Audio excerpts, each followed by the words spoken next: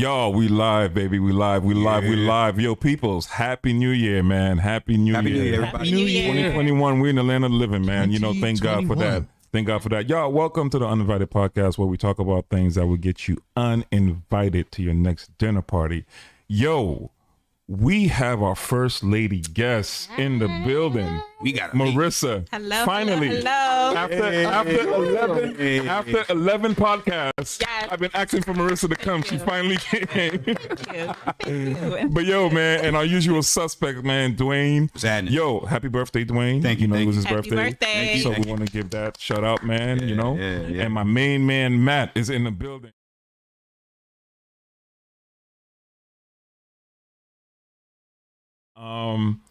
Dwayne, Sir. what's up with your boy, yo? Wait, but before we do that, We're gonna toast. We're gonna toast. we gotta officially kick out Can we 2020. warm up first? But Dwayne, I'm coming right for Dwayne. Face. Let's warm up to his face. Let's officially kick out 2020. All right, fine. We'll kick it off. I appreciate it. You know, we have the wines over here. We'll do that. Thank you. But I had to get right to it. Yeah, of course. With us, but while we're doing this, shout out to the producer of the show, Fake Who, in the building. Fake Right, hooking all this beautiful scenery up. We good. And the lovely Christine is here doing all the shots for us. So Christine. appreciate it. Oh, This is also, dope if you stuff. like what you see here, subscribe, and hit that little button, the bell, Yep. Absolutely. so that you know when we have new content out. So, Yes, that'd yes. be awesome thing. All right, well, to that, let's get our glasses. Everyone. Cheers, folks. Toast. Cheers. Well, give one to Christine. Give one to Christine. yeah, give one to Christine. Christine, Cheers. Cheers. out here making sure we look good. Cheers. Cheers. Cheers. We are. Here we go. Yeah, Dwayne, what's up with your boy? All right, Yo. for those that have been living under a rock, Or there pineapple was, under the sea. yeah, exactly. There was a riot. Some people like to say protest. It was a straight up riot, and the Capitol has been overrun by supposed. Well, they're saying that they're Trump supporters, so they probably are. But they're saying that they've rioted. They broke into Congress and were taking selfies inside of the Congress building. They were smashing windows.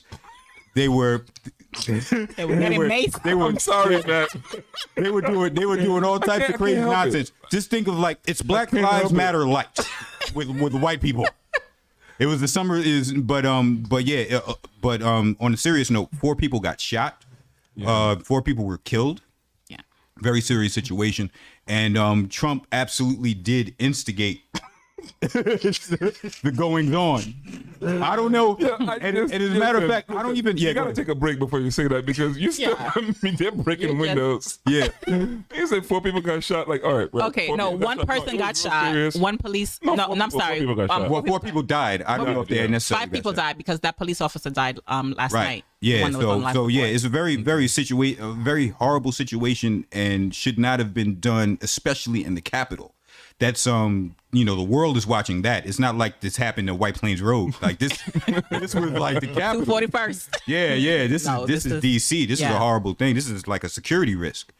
To the fact that you can bend a blade of grass in one of the most sacred buildings in the White House and nothing happened to you. Like it took police officers 2 hours to get there, 2 or 3 hours to get there. And the National Guard was not called. And until a few as a matter hours of later. fact, Yeah. Trump stopped the National Yes, Guard he from did. coming right away. Yeah. Which again, that's very telling. Well, then should Trump go to jail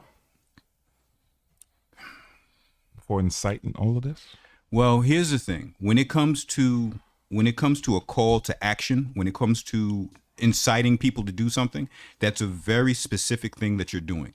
You're saying basically, I want you to go, I want you to tear up all of these things, I want you to cause as much mayhem as possible. That's a call to action. Trump didn't actually do that. Dwayne, What he said. What did he do then? No. He said, yeah, we're gonna walk down there. Now, any rational person will hear that and say, oh, all right, well, we're going to take signs and we're going to protest in front of the They said this is a time to fight. But to be strong. was that Giuliani, or because I know Giuliani needs to be brought up on some charges based on what he needs to said. go home at this point. When he's saying that there's a time to fight, again, And to any be rational, strong. to be strong, a rational person like me hearing that would be like, obviously he doesn't mean, break into Congress and start throwing things around. Now, I know not everybody's as smart as me. I was about to stop you Yeah, right there. yeah, Like you saying the key word you said logical. Logical, There ain't nothing logical about these people. Yeah, exactly.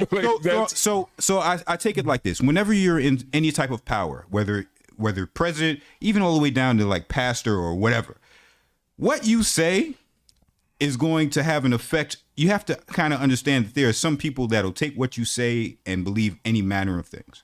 So that was careless. I would say at the very least, careless of Trump to say that in that way, knowing that you have people that have guns that will ride for you. Yeah. Like you have to take Ride or that. die. Like they you will have to take that into literal account. interpretation. Yeah.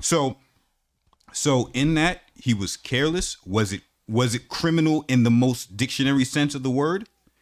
I'm not quite sure if that would hold up. So in that particular situation, he was careless. He should not be the president right now. Should he go to jail?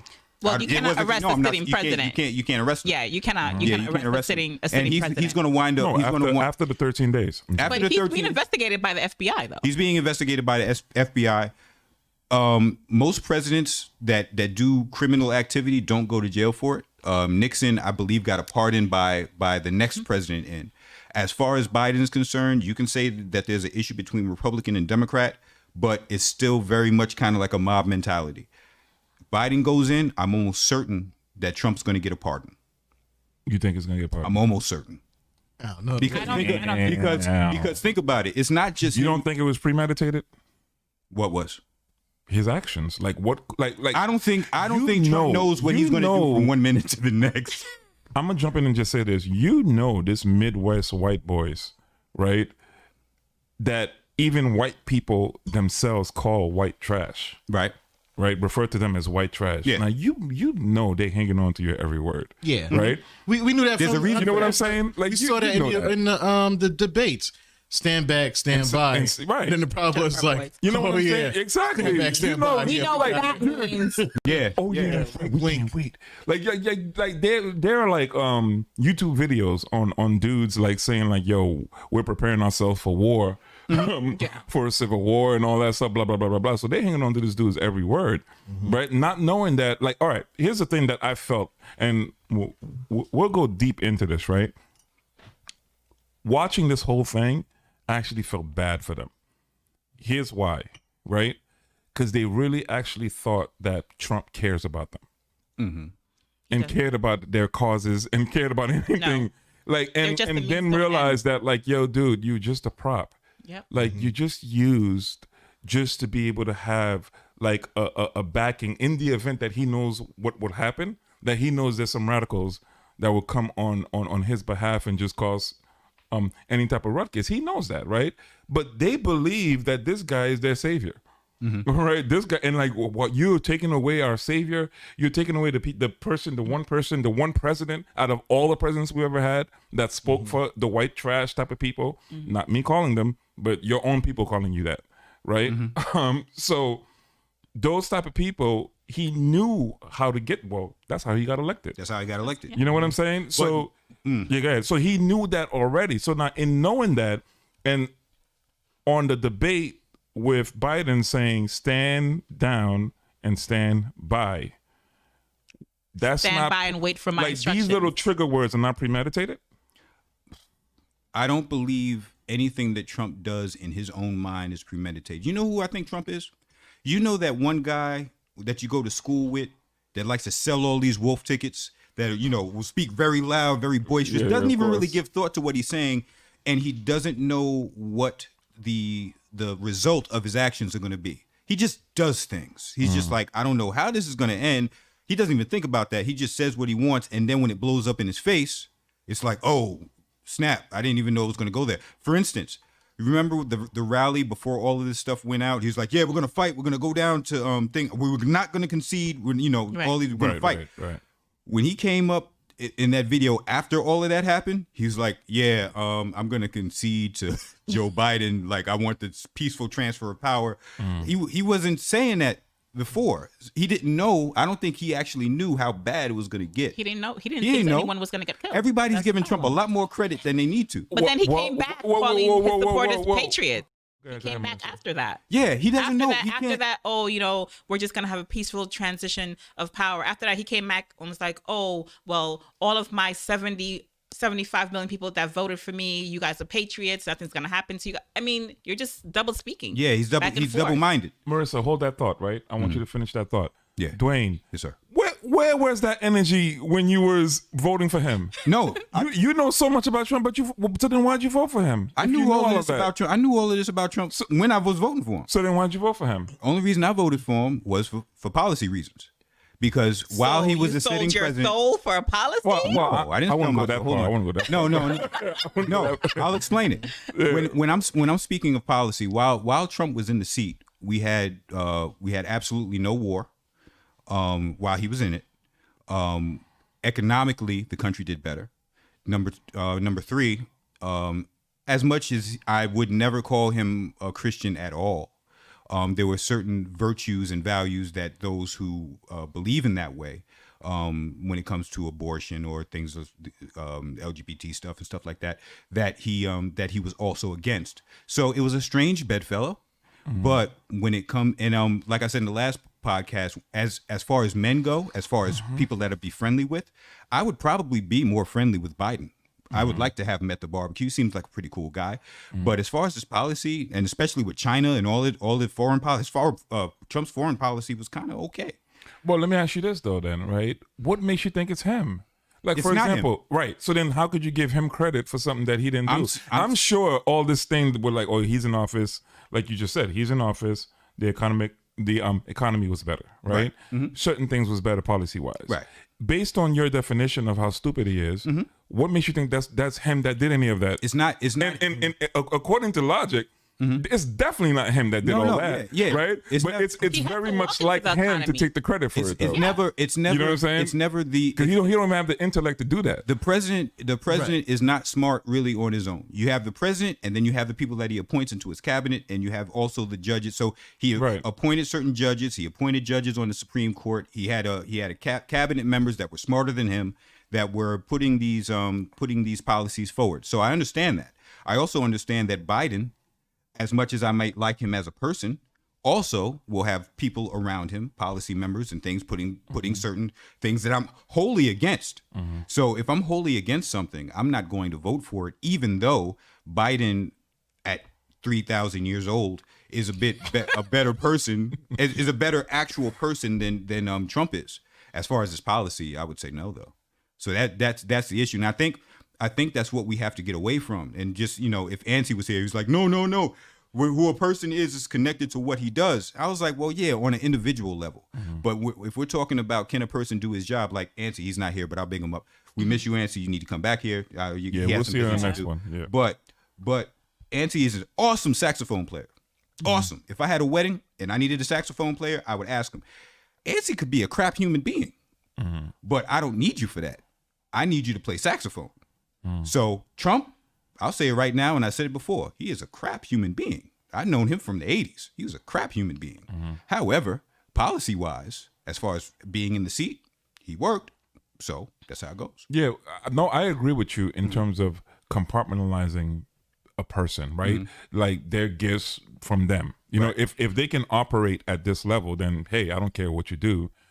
But I do care what you do, because in some way, as long as what you are as a person don't start to interfere with the work. Like, for example, you just said NC's a great saxophone player, right? How about if he starts showing up every gig drunk as hell, right? So then his personal life, or if he starts it starts to cross over. Right. What I think, what Trump didn't do very well, as much as I could see some things that he did, I'm like, well, I think he did and admire it. But some things I'm like, he didn't do very well because his personality got in the way of his work, right? So him as a person that you're talking about, like, oh yeah, he's like this crappy of a person, which I don't know that to be for sure, but let's just say that's what he is, because that's what he displays, right? Right. That's what he displays. he's a crappy person, but he does good here, right?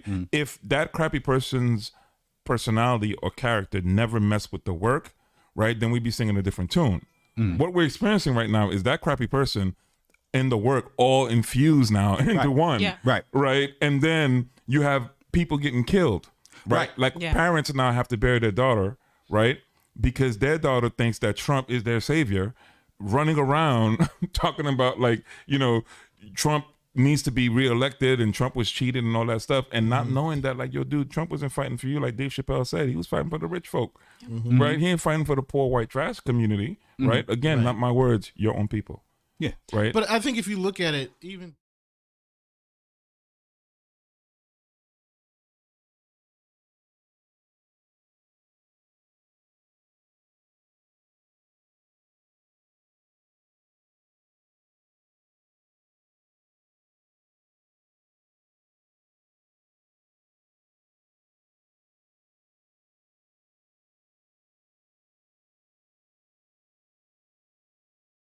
on both sides. right. Well, he did condemn it, but it didn't really get much. It didn't get much. It didn't get much play. He did. But still, I mean, at the moment.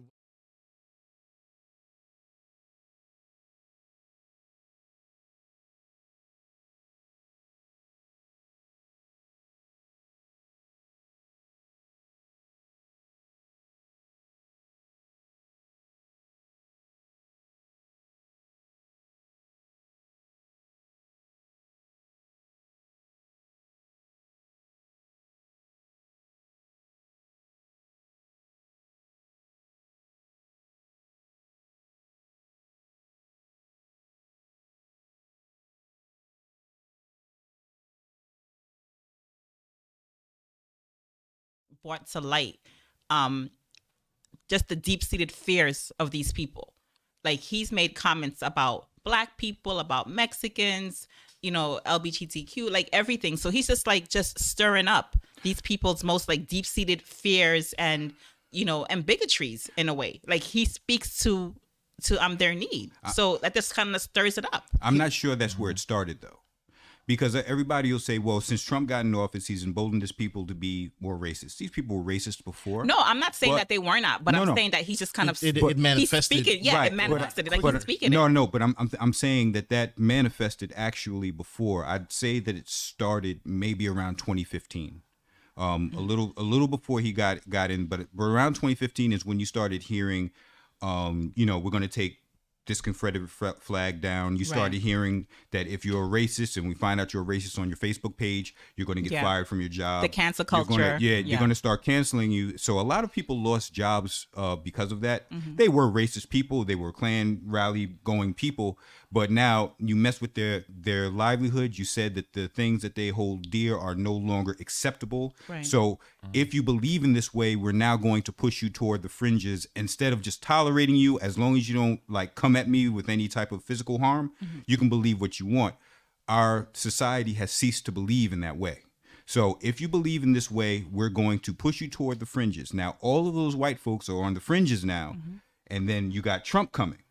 When Trump came, I'm gonna be the only one that's gonna speak to you, and that's why they voted for him the way that they did, and that's why they ride for him the way that they did. Because if you push these people toward the fringes, and you're not listening to them, what did Martin Luther King say? Rioting is the language of the unheard. Now we like to apply that to Black Lives Matter and Black people, but that's really a human condition. Yeah. Any person that you don't hear, you're gonna feel. And that's how that worked out. Yeah, they were turned up when Obama came in, but there was reasons why they were turned up. It's not just that Obama was Black, but there was policy situations that were happening. So you'll hear like when they started having the drag queen library hour, like where they were having drag queens come into the library and read kids' stories and things of that nature. People were upset. They didn't but they're saying we know that you're upset over this, but we don't care because this is how the world is going. Yeah. We're going to make the world go in that way. So people weren't being heard, and when Trump said, "I'll hear you," that's what you get. So it was our. So don't say, "Oh, everything was Trump." There was a reason why Trump was able to get into power in the first place, and we're not thinking about that. What's the reason? Let's go there then. No, well, like I just said, you know, a lot of No, like what are the factors? Like the why- factor is this. Basically, there was a time where you know that there are white supremacists. You know that there are people that believe all manner of things. What happens now is society begins to take sides instead of tolerating people saying, "I know that you believe this. I don't like it, but you can still live." But now we're saying your thoughts are unacceptable. Because your thoughts are unacceptable, we are now going to push you out of society. We don't want you here with us because you don't belong here. So, what's going to happen with those people? The first person that talks to them, that's able to get them into power or some voice, they're going to latch on to. So, what we have to figure out is when we start going into inclusivity, which really isn't inclusivity, and getting away from just tolerating people of different mindsets, this is the type of situation that you're going to have. This is not going to be the last time this happens. But what do you think the role that social media played into that? Because remember, you know, we always knew that there was the KKK and the white supremacists out there, but for the most part, it was under wraps. We were not seeing a lot of the activity. But now with social media coming onto the platform, things are being exposed. You know, if you go to an event and you're holding a Confederate flag, you know, somebody's taking a picture of that. Somebody is uploading that. It's on everyone is using Facebook, Instagram. Right. You know, it's out there. So whether you know that you're being photographed or not or videoed, it's going to be out there and people are seeing it. So you have to look at the role that social media played in this. Like everything now is being displayed. Like you cannot do anything in the dark anymore. Well, no, I you think know, like it's coming out there, and I think that's where the cancel culture is coming from. Right, People are seeing that. Like, I mean, like you cannot deny it. Like what you're seeing, you know, in pictures and video, you know, posts that people write on Facebook, it's in black and white. Like you can't deny the racism or the bigotry or whatever it is. Like you can't deny that. I think social media has really brought that to light. People have become butthurt and can't let things go. So What do you mean by a that? rational person will look at his Facebook timeline. A rational person will find something that he doesn't like or agree with, be like, that's obviously bullshit. So we're just going to scroll past that. Right. Cancel culture is, Yeah, I'm I gonna look can't at what you believe that did this 10 person years said ago. this. Yeah. So I'm gonna go into your timeline and figure out all the stuff that you've said. I don't Right. know you personally, but I'm gonna figure out all the stuff that you said. I'm gonna find out where you work. I'm gonna send it to your employer. I'm gonna do all of these things. I think that's nonsense. Yeah, I think that Yeah. part is nonsense. and that's yeah. that's Yeah. what it is But now. they That's- picked on that- everybody, like, comedians, yeah. politicians, in, everyone. in the highest level of media. That's Yeah. what it is. Yeah, Because, you know, I think this is where our democracy suffers. Well, suffers the wrong word, but I think this is where our democracy needs to be more enlightened in that respect. Like I can disagree with you, right? And we should be able to live. Right. You know what I'm saying? Like you shouldn't have the right to take my livelihood away. You shouldn't have the right to take my my spirituality or whatever I believe to be God and my savior away because I disagree with your thought process or your lifestyle, right? Like you shouldn't be able to do any of that. And I think this is where we're going with this whole cancel culture that you're Yeah. talking about, right? Yeah. With how social media. Speaking of that, plays to it. did you hear what happened?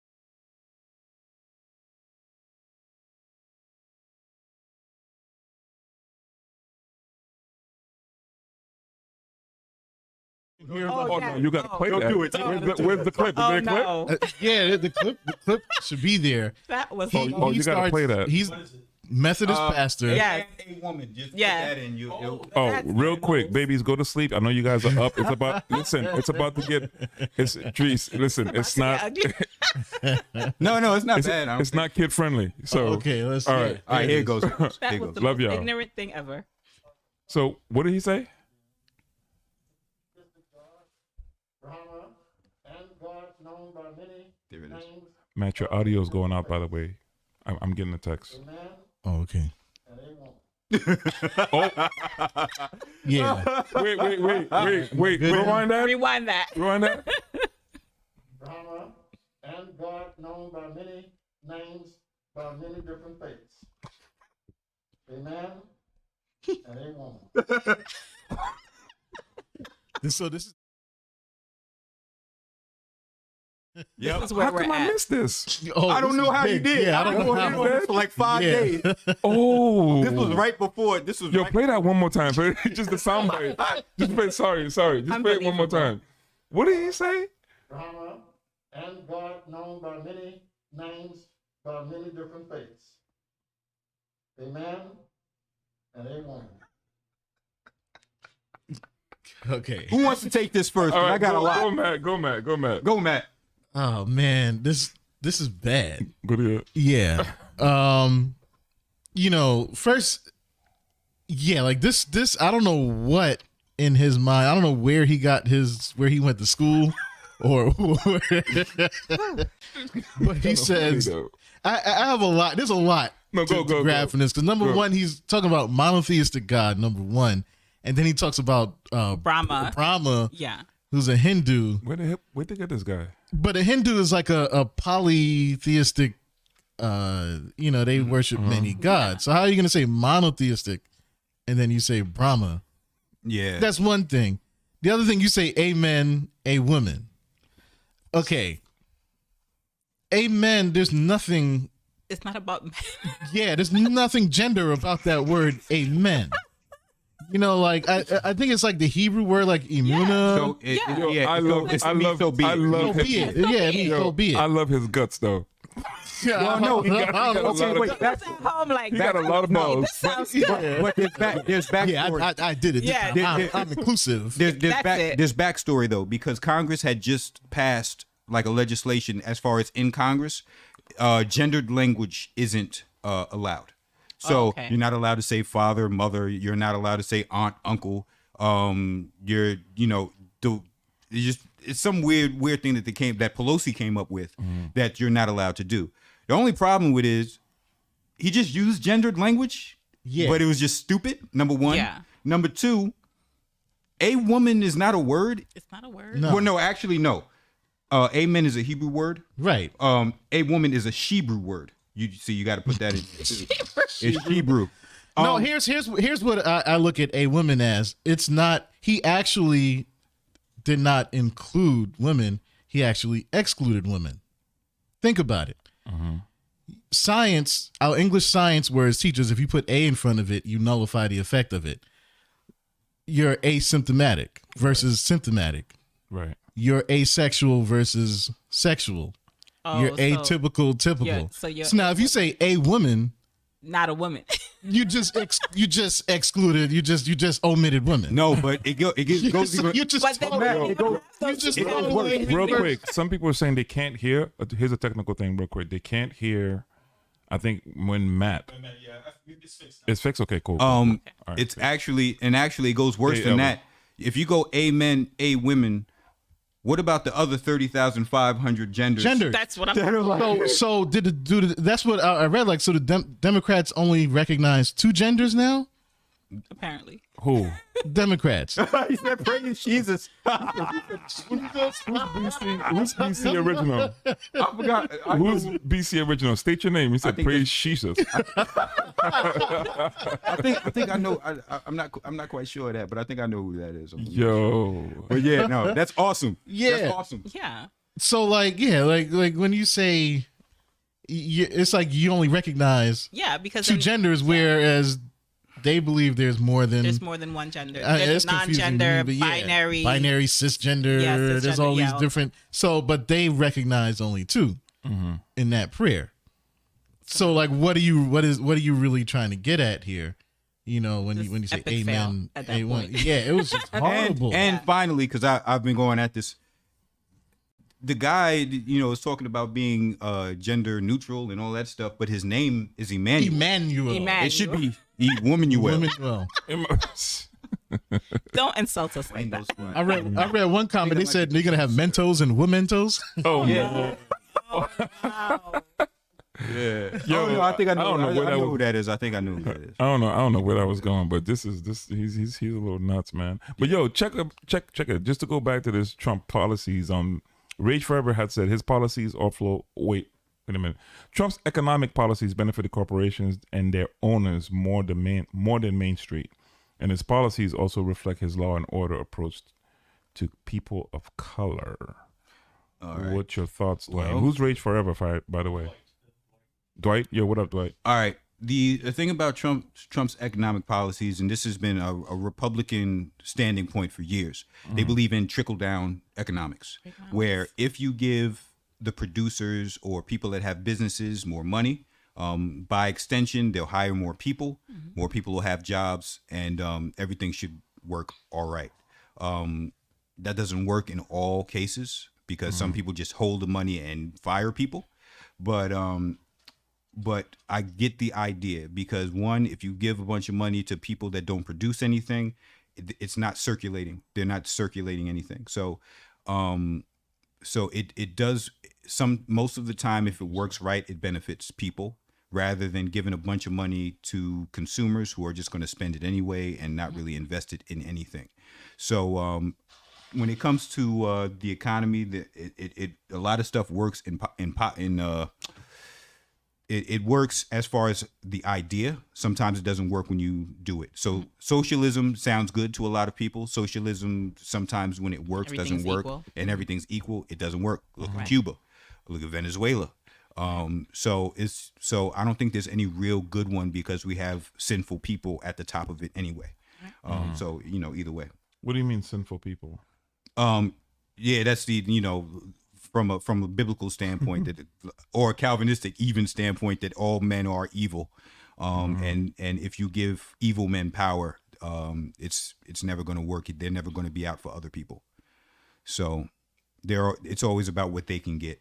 You'll have the people at the top with the most money and they'll say, well, I'm going to keep as much money as I can and shaft everybody else. And that's just how it is. That's just human nature. That's, So we're all just intrinsically evil. Matt look like he's about to jump in. Yeah, because I think human nature, I think that's the sinful and the corrupt mindset is what ruins systems anyway. Right. And that's why, like, when you have these people who swear by this government, they're tearing down our democracy.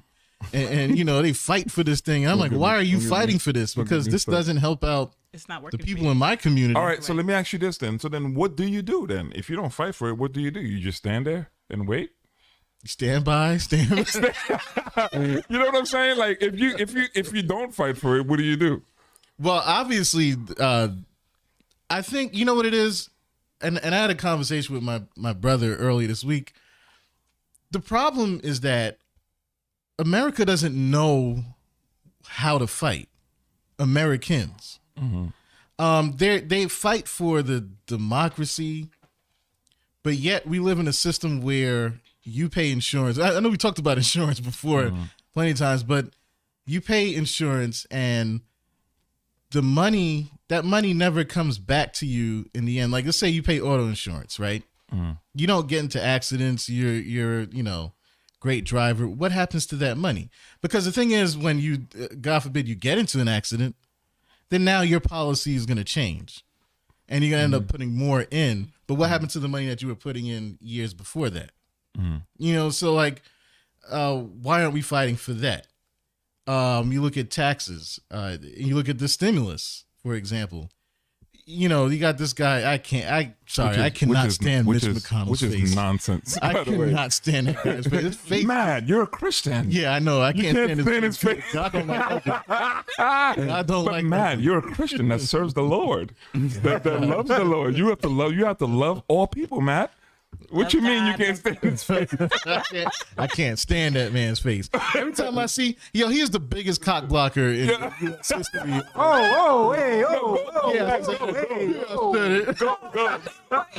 He gave up. He's like, I give up. How's your cock blocker though? Look, we was okay. Please explain. Okay, 2000. What's wrong with 2000?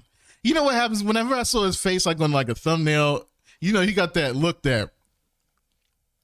Whenever I saw that, I said, "Oh man, we getting 600." He looks like an evil snapping he's turtle. gonna block. Yes, Donatello looking. He cock blocking on stimulus check. Yeah, Matt is pissed. You hear that? Matt is pissed. I'm pissed too. I was trying to get a PlayStation. It's not your money. Yeah, that 5 was coming down the pike, man. But the thing is, taxes, right? But that's our money. But why are you? I saw that one post that said these guys get paid $200,000 salary to decide whether we get $2,000 or not. That's really it's like That's amazing. Yeah. We're on the wrong side of the fence. That's all. I Yeah. gotta say. and so like when you have a guy like Trump who reportedly not paying taxes, well, how come the rest of America is not following that suit? Why do we feel so locked in to have to pay taxes? Because we're not incorporated. No, because as I will say this right now, as a community, we don't know. Again, as I'm gonna go two places with this, right? As a black community, right? Our ignorance level is so high, bro. Like, I don't want to. All right, listen. We are completely ignorant to the laws of the land, right? And I think too, church has some responsibility with that. I'm not going to give church all responsibility. I'm giving them some in terms of not educating people in terms of understanding the law of the land and how to function within the law of the land. Ownership. Right? They teach you, do the right thing, do the right thing, do the right thing. And don't get me wrong, there's nothing wrong with doing the right thing. But when you're dealing with the law of the land, right, you stay getting beat, you stay getting taken advantage of because you don't know the law. Right. You don't know how to take advantage of what is there, right? First of all, the law wasn't meant for black people. We know this. It wasn't meant to benefit you in any way, shape, or form, right? So it behooves you to learn the law of the land, learn like what gives you the greatest tax brackets, right? Like tax breaks, I mean. You understand what I'm saying? Like, learn the law of the land and learn to function within the law of the land. And because the law of the land and your morality is completely two different things. Right. Like, the system is not, it is because it's not based on morality. Right. It's based on how can I control this population and what do I need to do? Like, that's why I said, like, we're on the wrong side of the fence, right? Yeah. Because obviously, if they're getting paid to make these type of decisions, right? And I'm sure there's more to their job, right? But if essentially that's what it is, and they're getting all this money for it, then who's the stupid one? Well, I think we also have to recognize one thing too. You know what I'm saying? We have to recognize though why the rich people or rich business owners will never pay more taxes. They'll use it as trying to get themselves elected, but they will never pay more taxes for one reason only. Because they run commerce. They need that business to do business in the United States so that we can have the money flowing. If I'm rich and you're telling me I'm going to pay more taxes, I have the means to get up and leave. Right. Look at what happened to California. Tesla left California to go to Texas. Right. A bunch of all of these other big tech corporations that used to make their home. Yep. Silicon Valley. I think a lot of people moved to Virginia. Businesses benefit more. Yeah. Right, so it behooves you, black community, to start businesses. Right, like don't like if you have a lemonade stand, that's a business.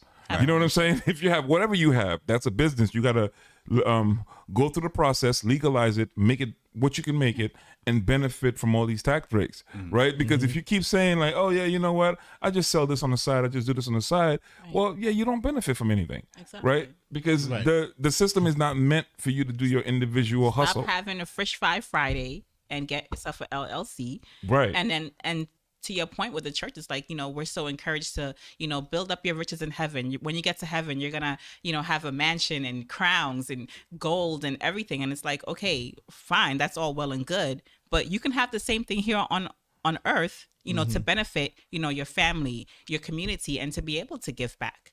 There's nothing wrong with that. Right. And, like, I think churches, and I think there might be there's some churches that know the laws. Yeah, I'm not saying all. But I think there's a lot of them that just don't. Right. They just know I'm tax exempt. Right. There's a lot of people who know, like, I'll flip this bill through the church's name. Absolutely. So that I won't. There are people that own homes off church names. Right, off church name. And private jets. Right. Off name. They know how to work the system, whether it's morality or not. Guess what? I can't say I'm mad at that. I can't be. Cats were blasting Cleflo, right? Right. For what he said, right? My thing is, don't get me wrong. I don't know. Let me say this right now. I don't know the intricacies in what he's saying and what he's talking about, right? Right. But if the brother figured out a system, he figured out a system. You're just mad that you didn't, right? And so now you're looking at him like, oh, he shouldn't have this. No, he just outsmarted you, right? Like, listen, learn the game. No, okay. You know, like, okay. It just, like I said, and I'm a staunch advocate of people doing what they have to do. But I'm also an advocate for biblical accuracy.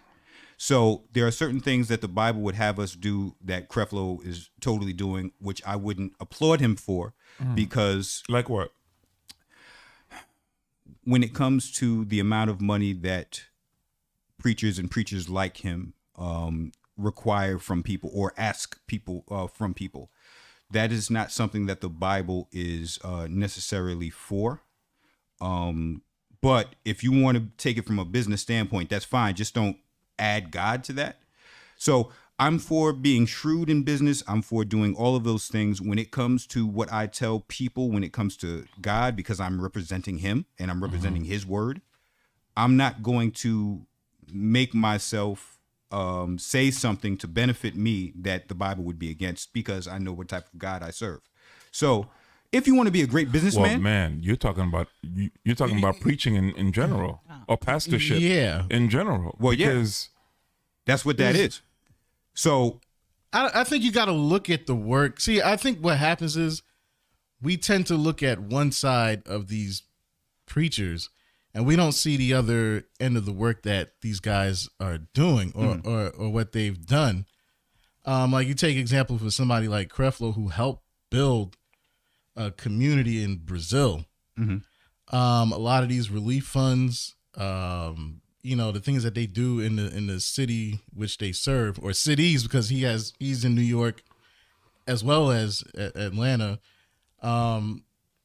And the thing is, when you look at his ministry, for example, that whole private jet situation, I don't think he didn't ask people money. Right. And I think that's what a lot of people have that didn't he have a GoFundMe page for? Somebody set it up, which I will say that, okay, under his leadership, they should have checked that. But Creflo didn't set up that GoFundMe page. I think it was somebody else who set that up. But at that point, like, he didn't have to, because it was already like ingrained in them that, oh, well, this is our pastor, and we're gonna do this for him. That's my thing, though. That's my thing. If they have a church, and within their church they say, we're going to do this because pastor asked us to do this, right? Like, listen, what you got to say about that, though? That's his church, though. Right. You know what I'm saying? Right. But like what you say, who cares? No, if the people agreed, if the people said, yeah, we want our church pastor to get a church, very much like these people with Trump, right? They're willing to hang on to their every word. You can't blame the pastor for that. Why not? You can't blame Trump for that entirely, right? Like, again, I blame Trump for a lot of what just happened, to bring it back to Trump, right? Right. But I can't blame him entirely, because these people have a choice to make in terms of who they decide to follow. Right. If you decide to follow this dude and he say, get me a plane, and you say, yes, we're going to get you this plane. Like, any outside sources, what you got to say about that? Yeah, like, no, you really ain't got... No, but here's the thing. If you have somebody that's following you that may be naive, maybe not the smartest person in the world, you as a leader have to know that. So I know that, like, I had the ability to preach somewhere for about almost a year.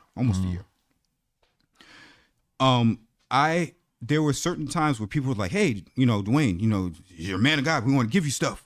I was like, no, stop that, because I know biblically that's not right. Now I can use that for my own personal biblically it is Please right. explain that, though. Why is that not right?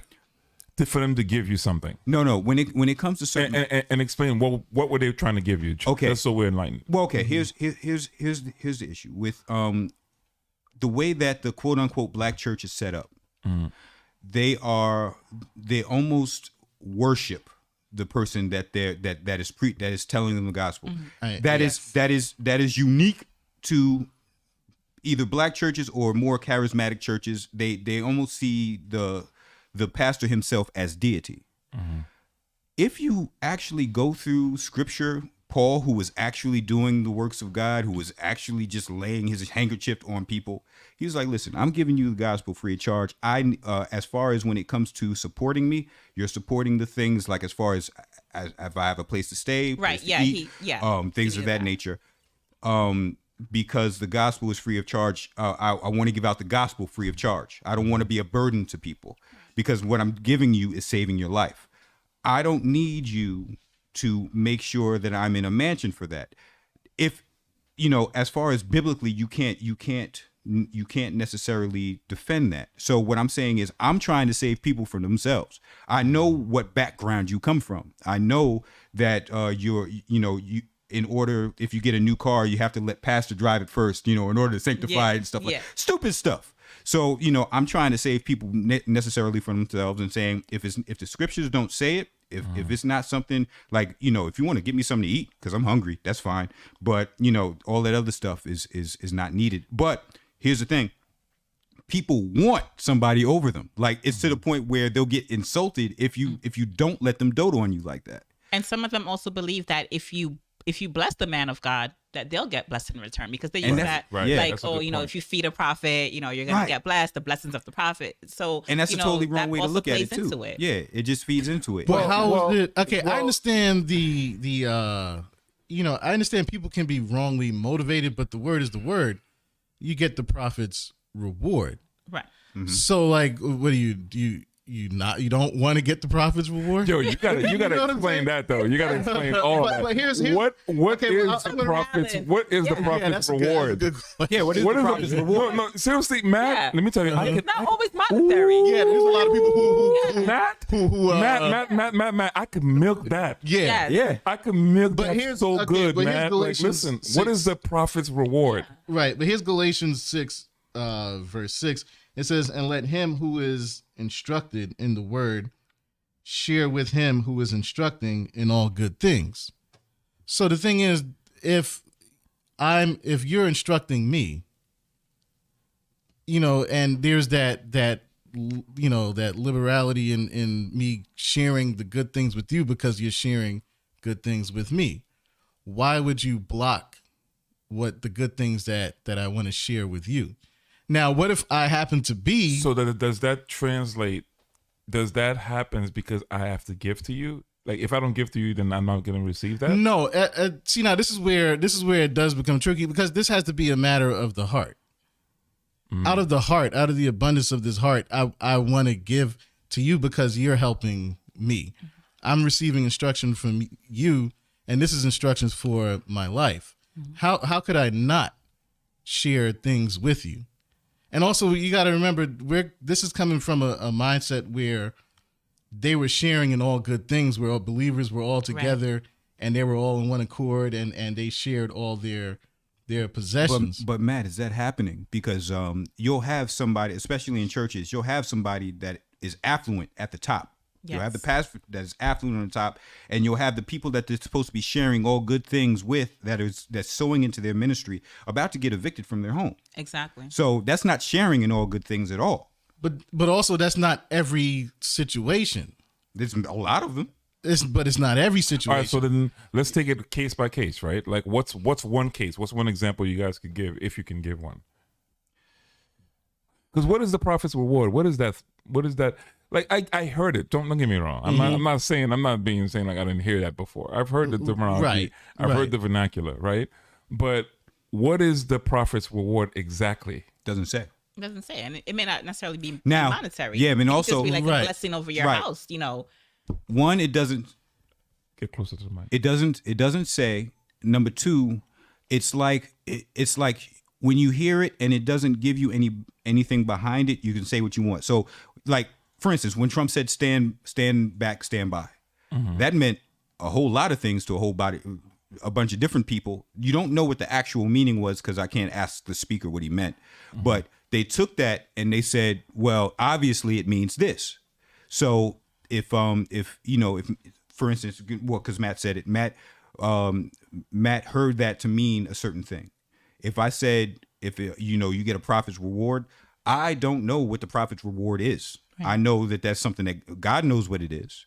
But I know that in the way that some people are using that verse and many other verses of the Bible is manipulative in a sense. Well, let's look at Elijah and the widow. Right.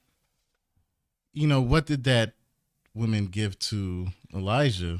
Her last piece of, and see, that's another thing that people got to stop doing too. They use that scripture, and think that everything has to be this like sacrificial, like this is my last thing.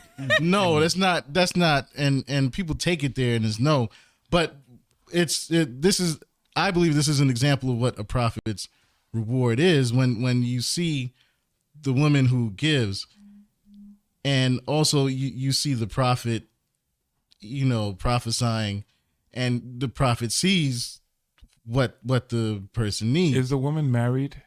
That story? No. No. She was a widow. She was a widow? Yeah. So she was single. Yeah. So she was desperate. And also there was a famine in the land. No, I don't think. No, she wasn't. No. She didn't want a man. Oh, that I don't know if she wanted a man, but I mean, hey, let's talk about it, right? What kind of reward are She we didn't want talking a about man, now? and she's like, "Oh, I'm What gonna kind get the of reward prophet's are we reward. Thy staff unto my." She didn't want. Wow. You sure that's not what she you wanted? just got uninvited at the prophet conference. But you sure that's not what she wanted? No. Like, what is she? What are we talking No, about she here? was trying to eat. She was She's trying to eat what? the last piece of, A piece of bread. The oil The last piece of bread. Yeah. You see how everything like okay. No, that's because you're to him. Listen, that is listen, listen. This feels like a sexual exchange that's going on here. That's This is why you don't mind. have, this is why you don't have explain. girls on your show. This is No, why- please explain thoroughly so that I can understand. Don't look at me, man. He said he got to dip himself out that hole. I'm not helping. I'm not helping. Please I'm not explain. helping. Please explain so I can understand. Okay, the story is she had the piece of bread for her and her son. Mm-hmm. They're just gonna eat it and just die. Yes. Elijah comes in. Sorry, Matt. Story You is said over. Elijah comes in. You said Elijah comes in, and what is he coming into, Matt? Oh, wow. I help myself. Sorry. What is he coming into? All right. You know what? All right, Patrick. Yeah. Space, come back. Because it also said, "Do thy prophets no harm." Okay. The prophet came in to what? No, he asked for the. He asked Okay. for bread. Tag me. Tag me. He asked for the bread. Wait. Tag me. I'ma help. Tag me. Okay. All right. Let me bring it back. So basically, yeah. Law and order, Dwayne. Law and order. Law and order. Yeah. The mother and her son were. There was a famine in the land. They were down to their last piece of bread. Gotcha. Long story short, the woman gave the bread to the prophet, and he was able to. They got food after that. Suffice it to say, is just basically there's a famine in the land. I know that you're a prophet of God, so I'm going to give you this, so that, and knowing that God will bless me because I am blessing the prophet. In this particular situation, that was warranted because there was a famine in the land. I know that you have work to do, so I'm going to give this to you. What people will use that for now is I'm going to give my last to the prophet, even though the prophet is a multimillionaire. It's not the same thing, Right. A lot of things in the Bible we have to apply audience relevance to. Right. For instance, Abraham, Sarah, where they were barren without a child, God visited them and they said, "Hey, by this time next year, Sarah's going to have a child." I can't put my name in there and say, well, he said that to Abraham, so obviously if I pray this, I'm going to have a child next year. It's not how it works. No. If I have a child next year, me and God are going to speak. But, so audience relevance is what the Bible is saying talking to you. When they say what's that verse in Jeremiah where it's like stay here, have your children marry and things of that nature. He's talking to the exiles. You're going to be here for a little while. They're not talking to us. It's not the same thing. Now there are things that you can apply from those things, but the verse as it stands is speaking to a particular people, and that's for them. So I don't necessarily have to give Right. Marry, have Jeremiah 29:6. Marry, have sons and daughters, find wives for your sons, give your daughter, give your daughters to them, increase in number there, do not decrease. Those are things that he's speaking to actual people. Right. That's what the Bible is. It's a speaker speaking to actual people. So I can't pick and choose, and it's like, this is my life verse. It's like, no, Right, it's not. It's not talking right, to you. Right. But It was for that time. but the message of that verse I can apply, but knowing that directly it doesn't apply to me. So in this particular case, that's what we have to do. So I can't say, if I give my last, I'm about to get kicked out of my house, my lights are about to go off, my kids are hungry, but if I give this last piece of money that I can use actually to get food to the prophet, then it'll get the reward. I'm going to get a reward. And for some people, sometimes that happens. I do believe God when it comes to his promise. Sometimes it doesn't happen. For some, it doesn't happen. And that's why it's like, to me, it just has to do with revelation. Did God show you that? And I think that's the thing. And I think that's a problem where some people do take advantage. Now, here's the thing. I don't believe all preachers take advantage of that. Neither now, there are certain preachers who do have other businesses outside of church. There's preachers who do not take salaries within the church. Right. They invest, they write their books, they become #1 sellers, and they go from church to church. So imagine you're going to, this mega church to that mega church to this big conference, and then people are buying your books.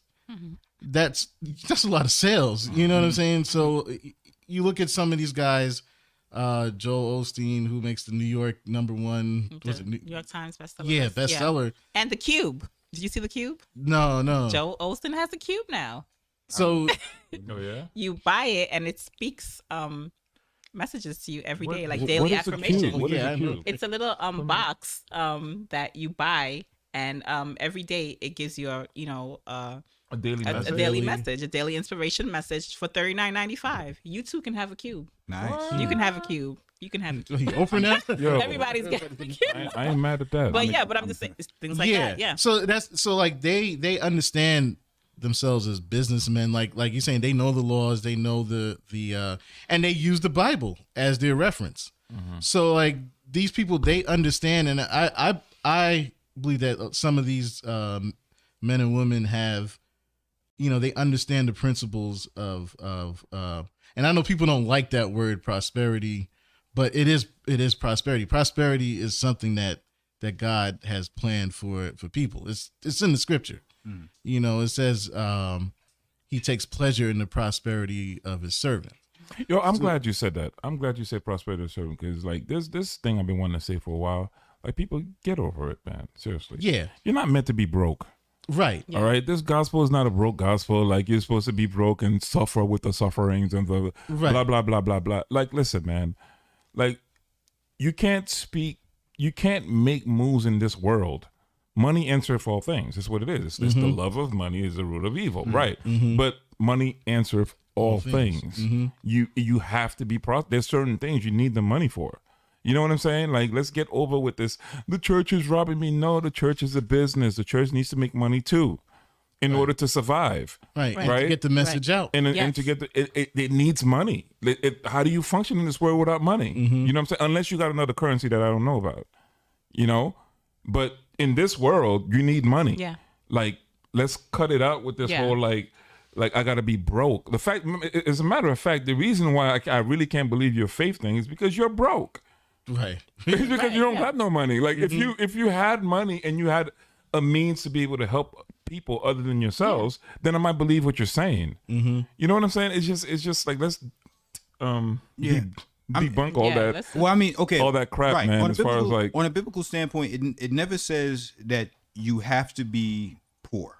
It said there are some people, for the gospel's sake, they live those types of lives and they give all of their money away. That's fine, but when it comes to trying, you go out, you try certain things. God does give you the ability to gain wealth. Yes. So there might be a point where you're trying everything that you can, but it's still not working yet. But it's never an excuse to say, well, no, I just relegate myself to a poor lifestyle. I'm not even going to try, and do better. Always try to do better. It's just, God Well, No, you could look like- at the parable of the talents for that, because when the father gave the talents. No, I'm sorry, when the rich man gave out the talents, it was like, okay, what have you done with that? Like, where's the increase? So it is biblical to have the opportunity to gain wealth, or if it's not necessarily money, but to gain something that's going to benefit people. Use the gifts that God has given you. Right. And I think that we always tie prosperity to financial. Right. It's not just finances. Right.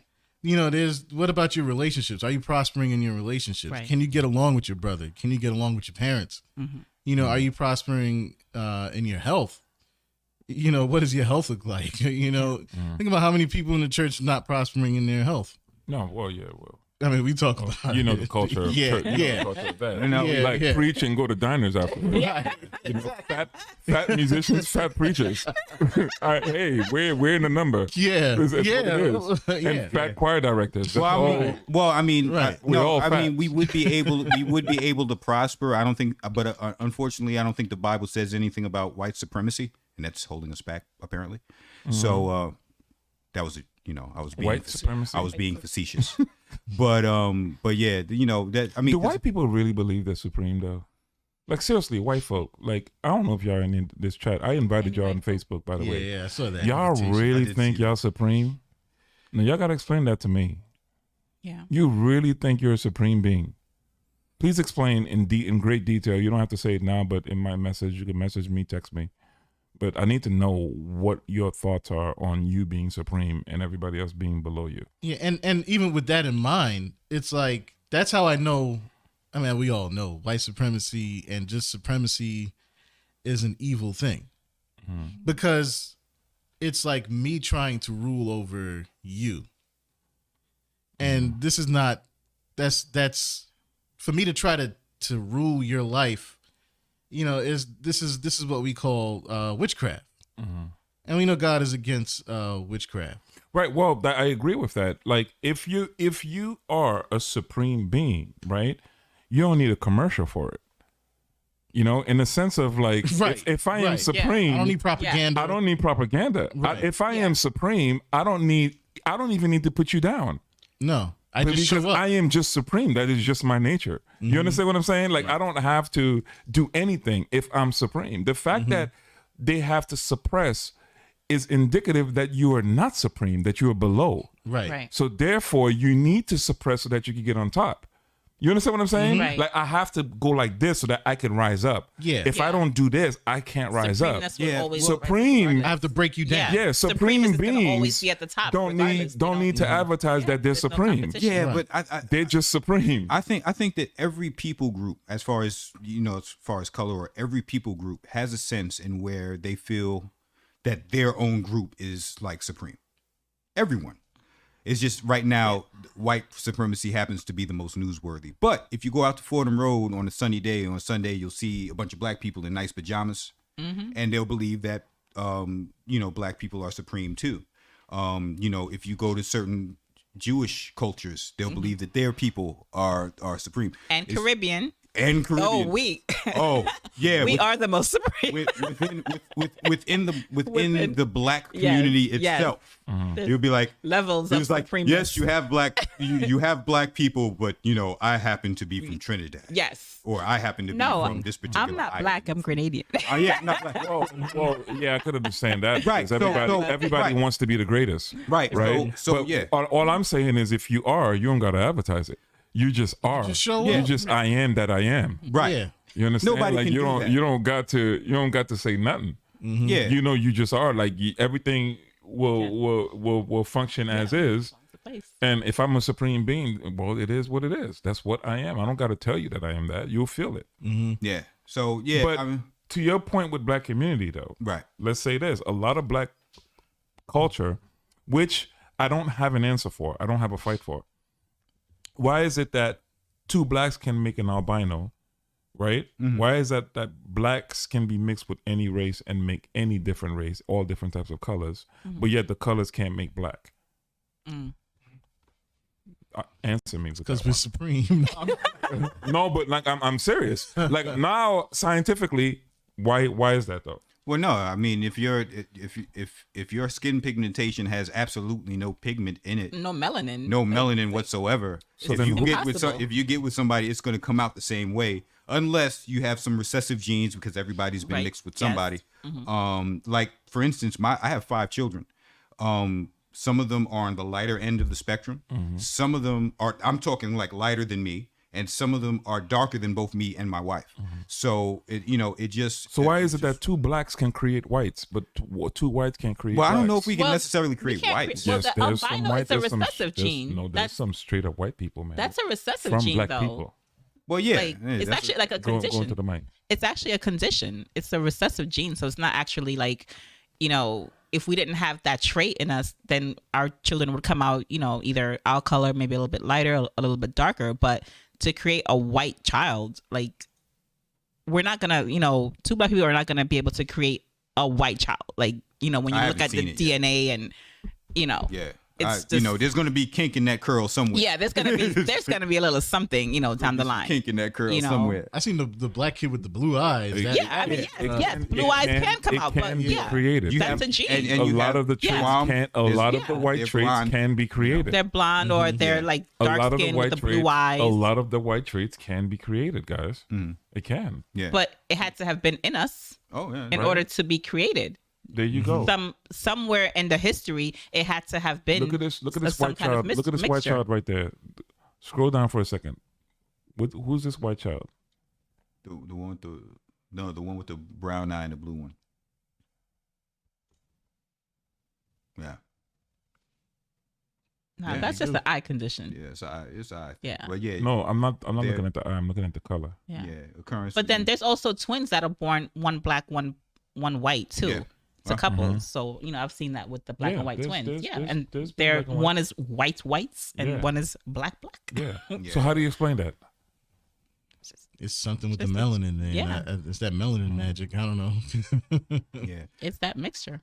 Wait, let me ask a question because I've been not to harp on the Trump thing, but it goes away because there's been a lot of talk when it comes to, I guess, white supremacy. Do they like we're going to get rid of white supremacy? Do they mean white supremacy as in there are people that are white supremacists that are trying to commit crimes and hurt people, or are they speaking of white supremacy as an idea? Because here's the thing.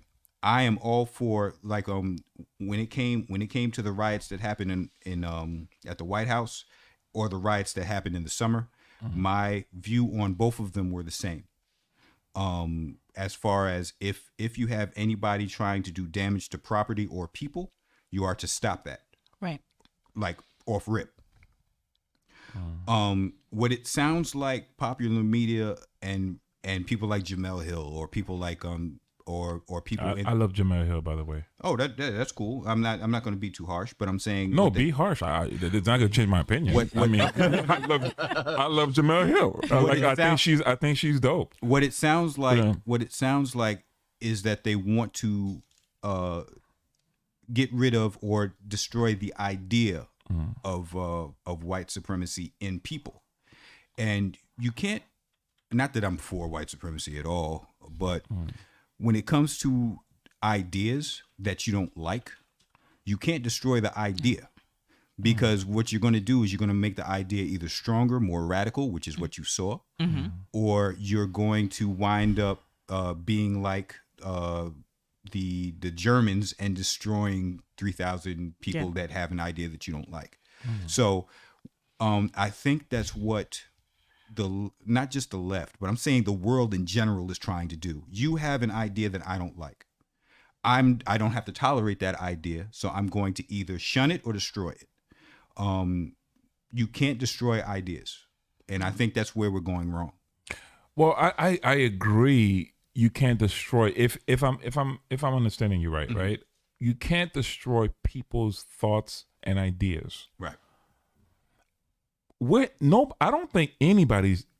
I think most black people understand that. Like, I can't change your mind. If you're racist, you're racist, dude. Like, I can't change your mind.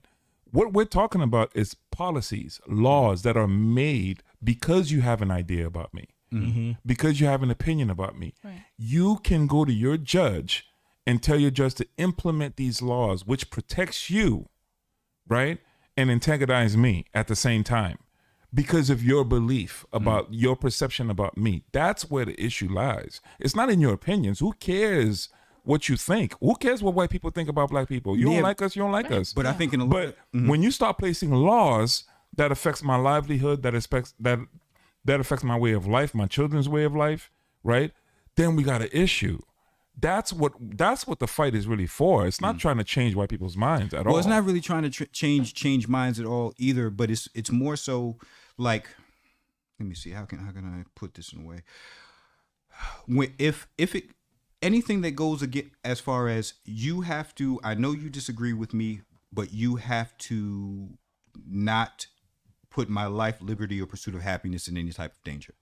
Like, and the same thing for you. So I'm not going to legislate laws that work out for me.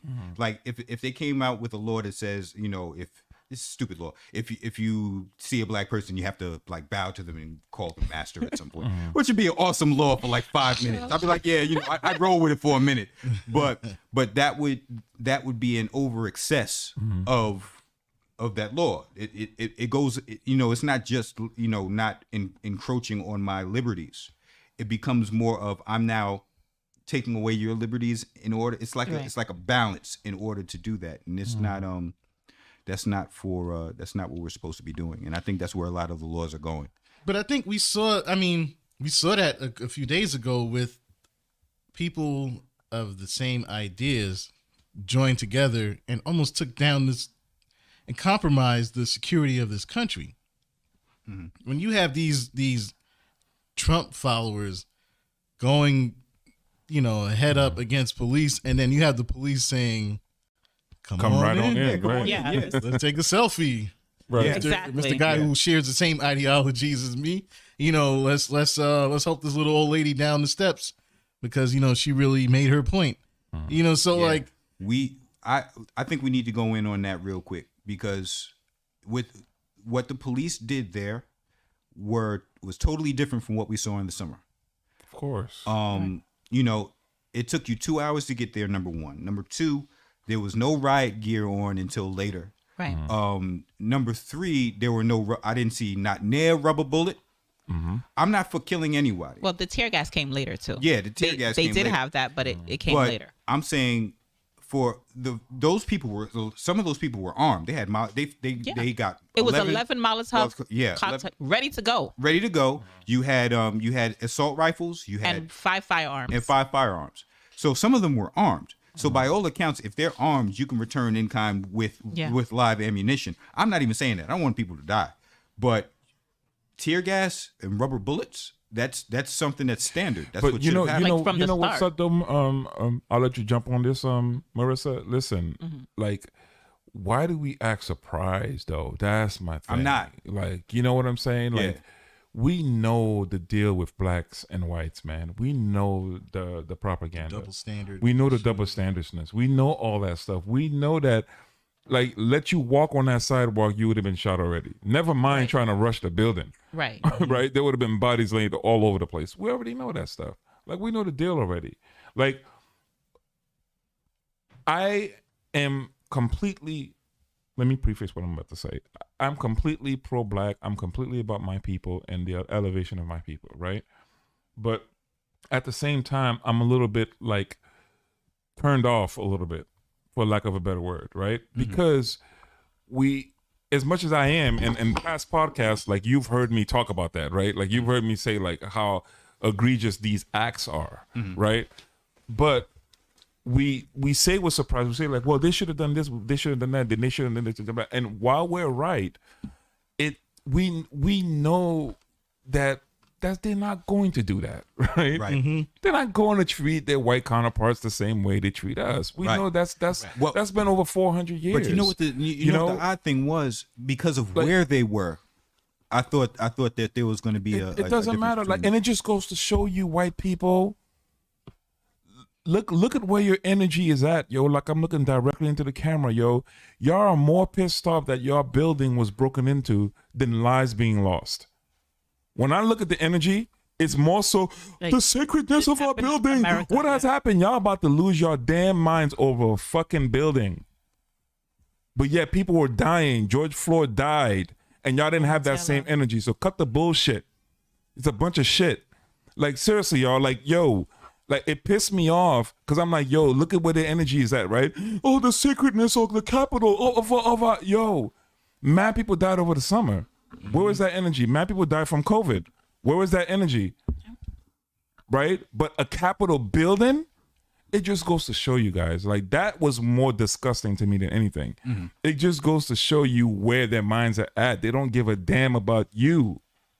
That was white. That means blacks. That means Hispanics. That means anything other than white. They don't give a shit about you. It was clear as day. Yeah. You understand what I'm saying? It's like, the building is what matters. This is our Capitol building, which we had all our presidents and all that stuff. And look what they did to our walls. Yeah. Look, yo, go look on YouTube. They're crying about what they did to their walls, what they did to their doors. And I'm like, so wait a minute, where was that energy when COVID first hit? When they were trying to tell y'all to, like, yo, stay separate, and y'all were like, no, we need to not wear our mask. When a woman when was that shot in energy her own home. When George Floyd was on the floor, right? Where is that energy when all that stuff? When Blake was was shot 7 times, right? Where's that energy? Where is that furiousness? Where is that anger? No, the funny thing was of all that stuff. So, no, like, come on, man. Well, actually, and two, the funny thing was, because I got a lot of flack for this. Just to let y'all know how consistent I am. There was a woman, the woman that was shot. Yeah, the Air Force veteran. She was an Air Force veteran. And I said, originally I was like, oh man, that's bad. It's horrible.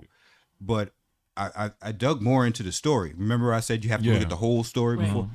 And I was like, well, where was she shot? It was like, well, she was shot.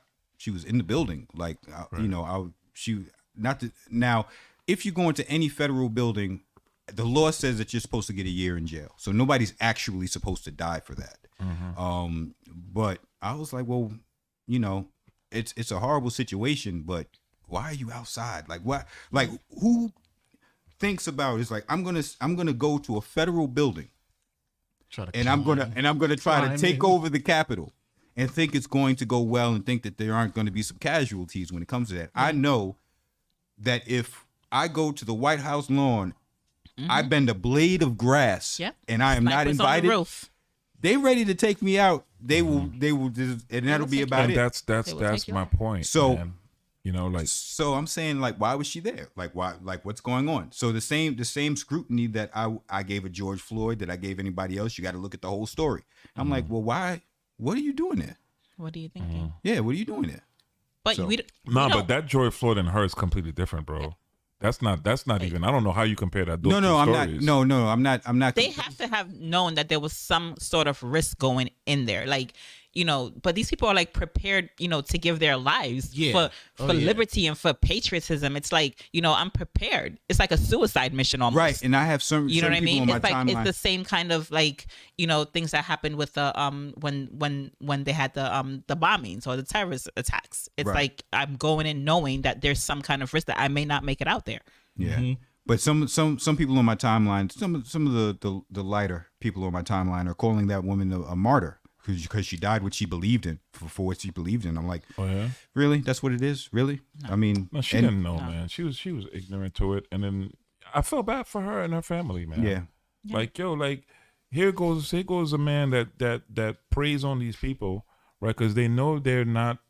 Like they believe that he's for them. He's really not for them, right? She goes there with all her heart. Like you saw the previous messages on her Instagram and stuff like that. She was outraged, going off on the phone and all that stuff. And I'm like, yo, she really believes that this guy is the agent of change for their community, and he don't give two craps. Right. And here she goes. Now her family got to bury her. You understand what I'm saying? That's like, come on, man. See, I think that proves. Like going back to the, just how they were able to do what they were doing, just, with ease, get in the building. To me, it showed me a couple of things. One, it just further proved that, man, this country is not ours. No. As black people, this country. It is ours. It is ours, but it's not ours. We live here. We created it. Yeah, we're not afforded those liberties. type of liberties. Yeah, White that was white privilege. Call it what it is. That was white privilege, because they go into things, not even thinking that anything would happen or anything like catastrophic would happen. Like, we go into things like, oh no, I'm not going in there. You know what I mean? It's like, we don't think twice. Although there was a brother there, she was gonna really go climb. Although there was a brother there. Yeah. Yo, I don't know what he was doing there. He was waiting for the stimulus. He was waiting on that stimulus check. And he got it. That's what he was doing. He was like, I don't know what the hell was he doing there. I'm like, there's mad white people around him. This homie just sitting there like with his backpack on. But what's really after all of that mayhem, they just walked off. That was it. They were escorted out. Like, here you go. It's like, here you go. Bye. Thank you for joining us. Enjoy your day. Have a nice flight. Bye bye. And really, and my whole thing is, it's not me saying that I want them to get shot like they would have gotten black folks shot. Right. I'm saying I want black folks to be able to be as unharmed as they were in the same situation. Right. And it hasn't worked out that way. So I just wanted black people a reason to get their popcorn, and that didn't. No, but I ain't gonna. Yeah, let me tell you something. It was quite comical to watch, though. Yeah. Outside of the casualties, which wasn't funny. Yeah. Which wasn't funny. yeah, but it wasn't fun. Yeah. outside of that, that was some that was white people at its finest when it comes to revolutions and the things that they care How about. did they get over the wall? That's what I'm saying. Because they would have needed. The wall had. But one thing that I can take away from it that I could admire, though, they at least had the balls to do it. You might outside of everything that it were bamboozled, they were this, they were that, they at least had the tenacity. They at least had the we don't care what happens. Mm-hmm. We're going to do this. Even if it was ignorant, even if there was, they just did it. Delusional. They did it though, right? Because that's what they believed in. Mm-hmm. Here's the challenge that I put to all thugs and gangsters out there, right? Y'all Negroes, and I call y'all Negroes because y'all my brothers, right? But y'all Negroes, niggers, and I can say that, right? Have more energy of capping each other off, right? Than really putting that energy into what can really change your community, though. Right. You understand what I'm saying? Mm-hmm. Like, at the time of George Floyd, right? Where's all these thugs? Mm-hmm. Yeah. Like, where's all these gangsters? Where's all these brotherhoods that are there that form all these gangs that intimidates their own people? Mm-hmm. But yet the real perpetrators, y'all quiet, y'all sleep. Mm-hmm. We don't hear no word from y'all. Right. Like, if y'all really was mad about your community, then why not go after that particular officer that did that to George Floyd? Don't make it don't destroy your neighborhood. Don't destroy the mom and pop store, right? Yeah. Don't do that. Go after the real dude. Yes. Go after the real perpetrator that did that, right? Like, put that energy towards that real perpetrator and make people have to release him to the streets. Yeah. If you really want to do like straight up combat and gangster style stuff, type of stuff, release that brother, that white man that did that, to the streets. Let the streets handle them. Right? I agree. Let the streets handle them. But right? a lot of that. If you're really, but that's what I'm saying though. Like, where you guys are at. Like, yo, I'm not professing that I live a thug life. I haven't. You know what I'm saying? But I'm not afraid of action either. But I haven't lived a thug life, so I don't know what that's like. I don't know what that dynamic is like. But what I'm saying is though, if you are professing that I am a brotherhood, which what they profess when you talk to them, if you're professing that like, yo, we protect our own and we initiate gangs and we do all that initiation, dudes, where you at? Mm-hmm. Where you at right now? Where you at when it's time to really fight? The real perpetrators, yo. Why? Because you know that you don't own nothing. Mm-hmm. Mm-hmm. Right, you know that you go fight that brother, you're gonna be kicked out of the house, right? You ain't own that. You ain't own that home. Yeah, exactly. Yeah, you right? own that. Yeah. You know that you're about to get 20 to 30 years of jail time, right? For some marijuana stuff. Strike 3. Like, they'll find something on you, right, to put you in jail for 30 years. Yeah. Right? Like, you know all that stuff. So yet you have a lot of energy in getting guns and capping your brothers off that look like you, that's in the same struggle as you. but you ain't got no energy or intellect to fight the real thing that's the real problem, yo. It goes back to what I said. Americans don't know how to fight, or they don't know where to bring the fight. That's why I'm not even saying like America. I agree with you. With Black America, I'm talking about Black America. Same Period. Yeah. Yo, black people. That's who I'm talking to. Like where you guys are at. Where are my beloved thugs? Because at the end of the day, we got to pay that rent. Yeah, man, that's weak. And I'm just saying. no, but there's a lot. you know, There's a lot to That's that. weak as hell to me. There's a lot to that. As much as ignorant as them white folk are, you know what? But they had the gall. They had the gall to go over there and fight for what they believe, But also- even in ignorance. But also, when they got home, they were still able to go to the Walmart, pick something up. like we can't do that. Yeah, they didn't. When it comes to messing up your own communities, the only reason that we have all that smoke for one another is because the people that are the actual perpetrators of this have a bit more firearms and they're not afraid to use them with us. So it's like I had a grandmother. When it came to that time when the civil rights movement, right before the civil rights movement, when America was its most racist, there were a lot of black men getting shot or beat up or harassed by the cops. But when they got harassed by the cops, they said nothing. They just got in their car and went home. And they would take that aggression out on their wives and children. Children. So why? Because they can do that and not die. If you start, when it comes to fighting the cops, a lot of, you can say that it is a bit cowardly, yes, but you can also say that that's the way things work. Because I know that if I go and try to beat up a police officer, let's say I succeed in killing him, every single person in that force is looking after me, looking out and trying to kill me. So most people know just for, I don't want to die, but they still have that aggression and they would take it out on their wife and children. It's self-preservation. Right. At the end of the day. Right. We don't have that privilege. We don't have that privilege. Right. So then we can't allow that. So then my thing is, my dear brothers who live in the streets, who go through these struggles, I don't know your struggle, right? I don't know what it is, the intricacies of being in a gang or living in the hood, right? That's not my lifestyle currently. But what I'm saying is, if you got all that energy, though, all you got to do is shift that energy, man, and learn how to fight the real fight.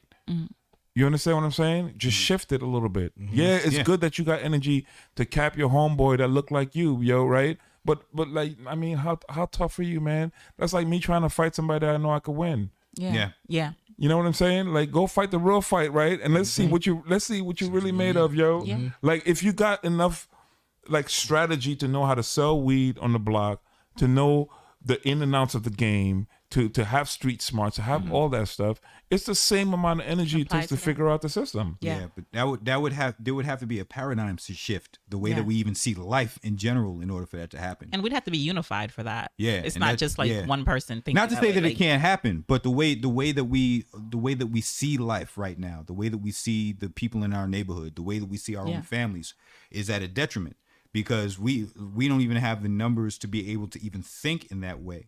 But we don't even think of it in that way, and that's Jude Cherry was like, they're too busy fighting over communities and properties they don't own. That's damn right. Yeah, that's correct. Like, we don't own jack, but we fighting. What are we fighting? What are you fighting for? Still fighting, even after this. We don't even own corner stores. Like, okay, like We don't even own hair stores. Come on, man. Like, We don't cut own it hair out. stores space. I want to own a hair store. I mean, you know what? I have seen more black hair stores. It's coming up, but I'm just saying the coming majority. up. It's coming up. But I mean, like, come on, man. What are we really talking about here? Yeah. What fight? It was just it was an unfortunate situation. I'm worried about how the world, the watching world, sees that. But it's just a really weird time, and it was a great way to start off 2021. We didn't think it was going to be a reset button. This is like, what was it? Where are we at? December 40th, 2020. Yeah, 2020. Yeah, we're at December It's an 40th, extension. 2020. It's an extension. But it was a very horrible situation that shouldn't have happened. I'm not a patriot by any means of the imagination, but I do know how the world works. I do know how this country works. And having that happen at your capital for such a long period of time without showing any type of force and way to stop that is a very bad look. That's very bad. Very bad look. You know, because if it had been me, rubber bullets, everybody. Yep. What happened? But you know what this showed me though too, like, you know, speaking of this, and you know, sort of going back to Trump, it showed me that this is probably like the worst. And I mean, I'm not saying that it can't get any worse than this, but I think we've witnessed the worst display of politics ever in these last 4 years. And it let me know that when, you know, seeing this event that happened, it let me know that in the realm of politics that we're not crazy. We're not the crazy ones. You know, everything that we were saying for the past 4 years, and you know, we looked at the hypocrisy and we just saw it. You know, the real movers and shakers are just glancing over the hypocrisy and all the BS that was going on. So when you see this event happen, it's like, yeah, you know what? I know I wasn't crazy.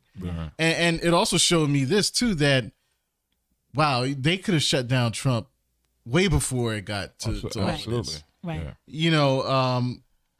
You know, if you look at the you know, him trying to prove election fraud and not having enough evidence to prove it, and they were like, you know what, we're gonna shut you down. He was always crying fraud and they're after me and this. He's been doing that his whole life, and nobody really called him out on it until the election and until like right now, what's going on with what's happening right now. So it just showed me that, wow, you guys, this Republican Party could have really put him in check and shut him down a long time ago, but they didn't. Right. Because everybody has an agenda. Yeah, they have an agenda. Yeah, but the thing is, a lot of times they make you look like you're crazy. Right. Like you see what's going on, and then you just kind of go, nah, okay. You know, they kind of shove. That's brilliant of them, actually. To It be is. honest with you, because Yeah. the oldest trick in the book is to put that lie directly in front of spin. your face, A spin. because you can't see it. Yeah. Like my job is to, no matter what you say, I'm gonna keep saying it more times than Right. you are, and it's gonna be on radio, on television more times, and eventually, truth is subjective to repetition. Meaning, like a repetitive lie, right, can sound like the truth, Yes.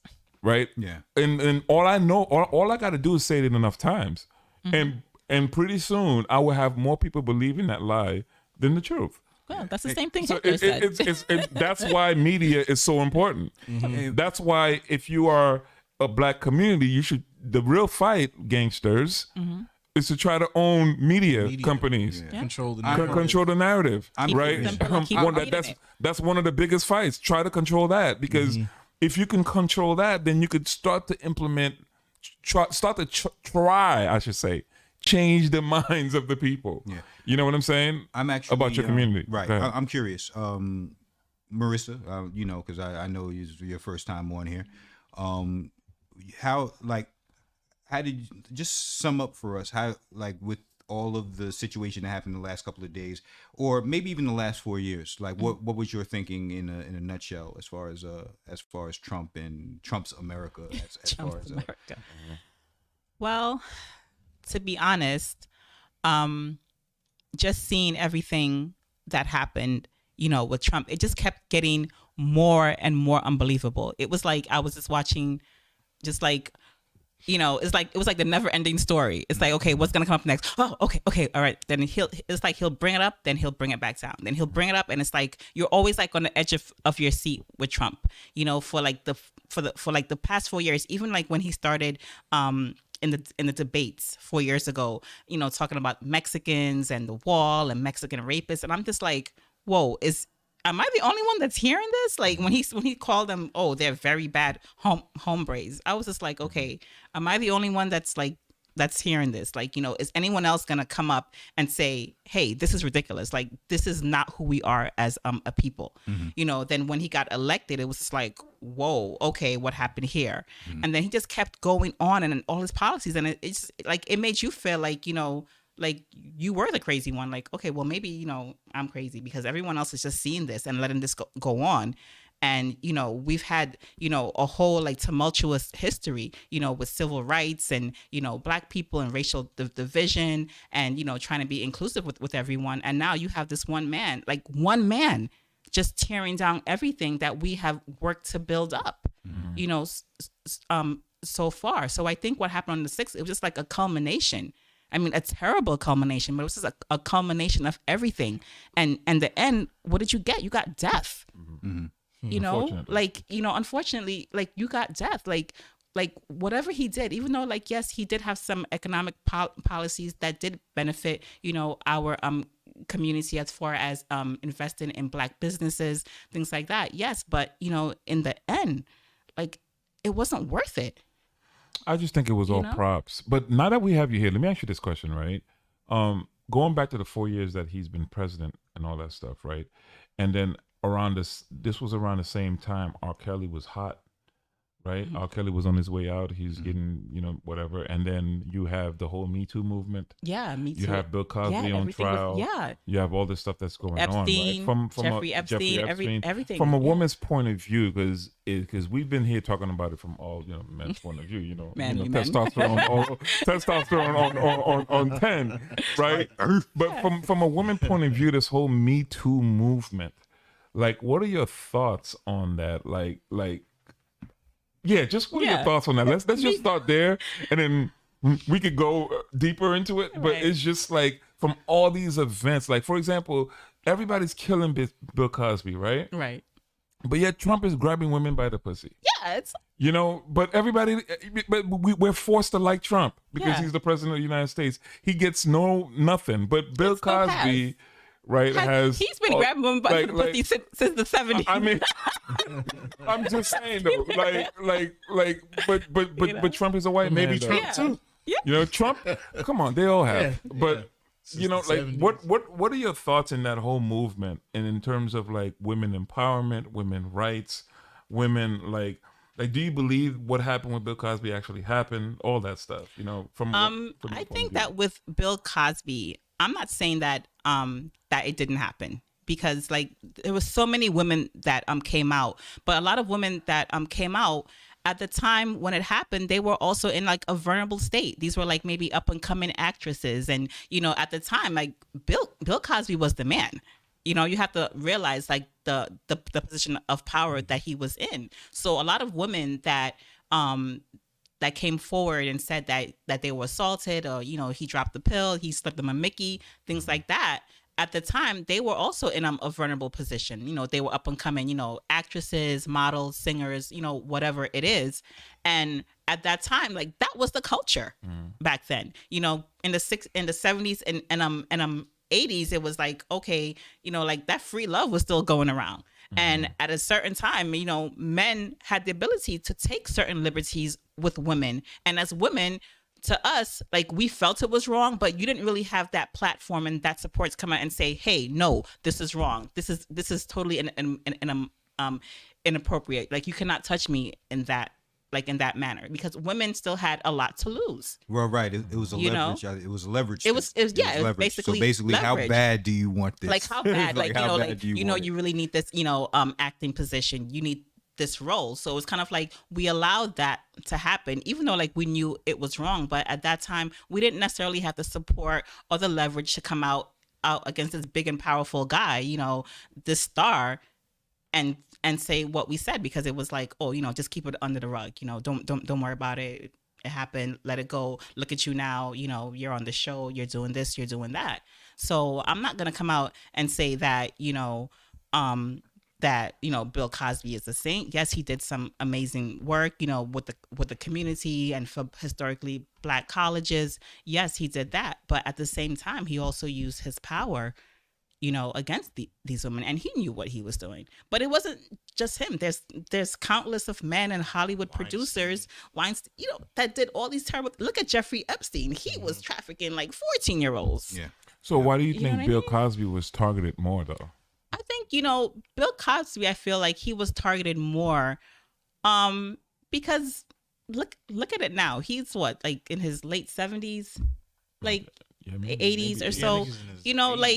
Bill Cosby doesn't really have the ability to really like really fight. I mean, how much of a fight can he put? The man is half blind, he's stumbling around. I mean, like, what did we really get out of it to put him in jail now, at this point? So I don't think he could really come out and really like actively defend himself as like maybe Epstein or, R. Kelly or someone that is, that's still pretty much current. Well, the thing with Epstein was Epstein had flight logs, so the people that be putting him in jail were actually partying with him. Right, so, exactly. He had a little, they had a little skin in the game, which is the reason why I don't think Right, yeah. had he lived, he wouldn't have. I don't think he would have gotten on, because then everyone would have been exposed. Yeah, with Epstein. But I mean, and in all that, I'm not going to put where you work, of course, but you know a little bit about the health industry. Mm-hmm. So COVID vaccine, who's taking it?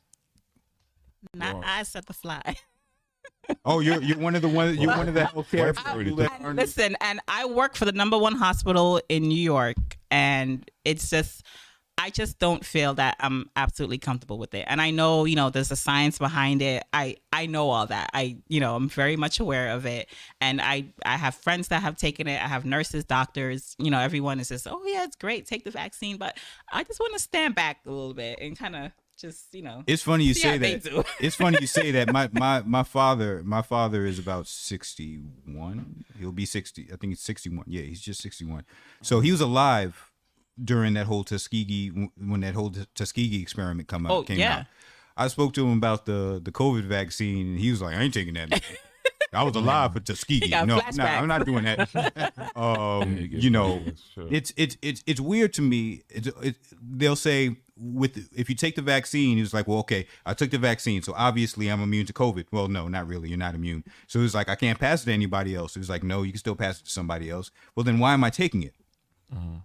There's absolutely no reason why I should take it. Now, everybody knows me as far as when it comes to personal freedoms. That's my main thing. I want everybody to have personal freedom to do or say whatever they want. So they're pushing this vaccine now, and because of my job, I'm seen as a quote unquote essential worker. Like, I'm next in line to take this thing. I'm hoping it's not mandatory. Not yet. It's not mandatory yet. But you just like, oh yeah, out of 1,000 people that took it, only 12 people got a side effect. I'm like, I don't want that. Only 2 people passed out. Only 2 people. People are passing out. People are getting Bell's palsy, where half of their face is like getting paralyzed, and I'm like, well, I know actual COVID doesn't do that. Right. So why not just get the COVID, so you won't have half of your face fall asleep on you? It's just, I don't like the propaganda, man. Yeah. It's like, I can, and you see through it. It's like, oh, somebody's getting paid. Yeah. Pfizer. I don't want to have to be forced to put something in my body that I don't want. Yeah. If I don't want it in my body, my choice. I don't have to give you a reason. It's my body. My body, my choice. That's just my part, Yeah, and I think that's. I don't even like taking a flu shot. Yeah, I think that's my stick with it. It's just like, first of all, these first batches, as far as we know, with these little side effects, they could be fine. But I do know this: they had an issue with, they didn't roll out enough or fulfill their quota like they said they were going to do by the end of the year. Now, what happens next year? What happens when they, I had somebody laughing, but I said, what happens to the next batches of vaccines?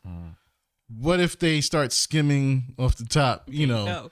I use the expression, what if they start watering it down? Pour a little something just to fill it up. Well, we don't know. We don't know, right? The thing is, but look, what happens to the next batch of vaccines that they roll out is not going to be the same as the Pfizer. In there. Yeah, they throw some little bit of this, throw a little bit of that, and then, I'm glad you said that, right? And like that, and that's, guess where that's going to hit? Us. The black community. But here's when I asked you that question about, like, Bill Cosby, the woman's struggle and all that stuff, right? The reason why it trickled all the way down to here, that I was trying to get to as well, if we should just bring it back just a little bit, is the fact that there seems to be this separation between black women and black men, right? In terms of them saying black women feeling like they are more scrutinized or more I should say treated less than black men. So what happens is it brings this like division between black women and black men, because now black women feels like, listen, black men ain't standing up for black women, and black women been standing up for black men for years Right. and centuries. Like, what are your thoughts on that? Because that is potent in terms of how we move forward in the community, right? Right. Because essentially y'all think that y'all have greater persecutions than black men. And I want to know how so. Well, I don't know what it's like to be a black man, so I can only speak of it on the perspective of a black woman. And as for me, I'm also a single parent, and when I was in a relationship, I still felt that I had to, like pull the weight as far as financially, being at home, taking care of the kids, then getting up and going to work and picking them up and doing everything, all over again. I still felt like the brunt of the weight was like on me, because at the end of the day, like, this is my family, like I'm like a mother hen. Like, I have to protect my family, the black man in the family and the children in the family. And, like, you see all of our black women, and, we've been put into this kind of position. It's always like, oh, and it starts at home. Fix a plate for your uncle. Fix a plate for this. You know what I mean? Like, that's how it's like ingrained in us, to be that support system, so that the black man could shine, or like, so that your father could shine, so that they had that kind of support. But it was always, at the end of the day, as a woman, it's like, okay, but you have to get up, you have to cook, you have to get the groceries, you have to do all that. Yes, he'll go out and, and kill the goat, but when you got to bring it home, we got to split up that goat and curry it and spice it up and, and make it a meal, so, I do understand the struggle of a black man, because like, he's faced, in society, with having the stigma of being a black man. He has to get that respect. He has to be respected. You know what I mean? So what do you think about the statement when it comes to women? I hear a lot of black women say this: being a black woman is like being black twice, in a sense. Yeah, I feel that as well. So because it's like, you have to kind of act like a man a lot of times. Right. So not only do they have to deal with the world as a black person or as a black woman, but they also have and to not deal be with angry. the black man that's dealing with the world. That's dealing so it's Yeah. kind of like they have to kind of deal with both of those things. Yeah. A lot of times, and I'll say this because I've had quite a few discussions with my wife over our 13 years of marriage and 30 years of friendship and whatever.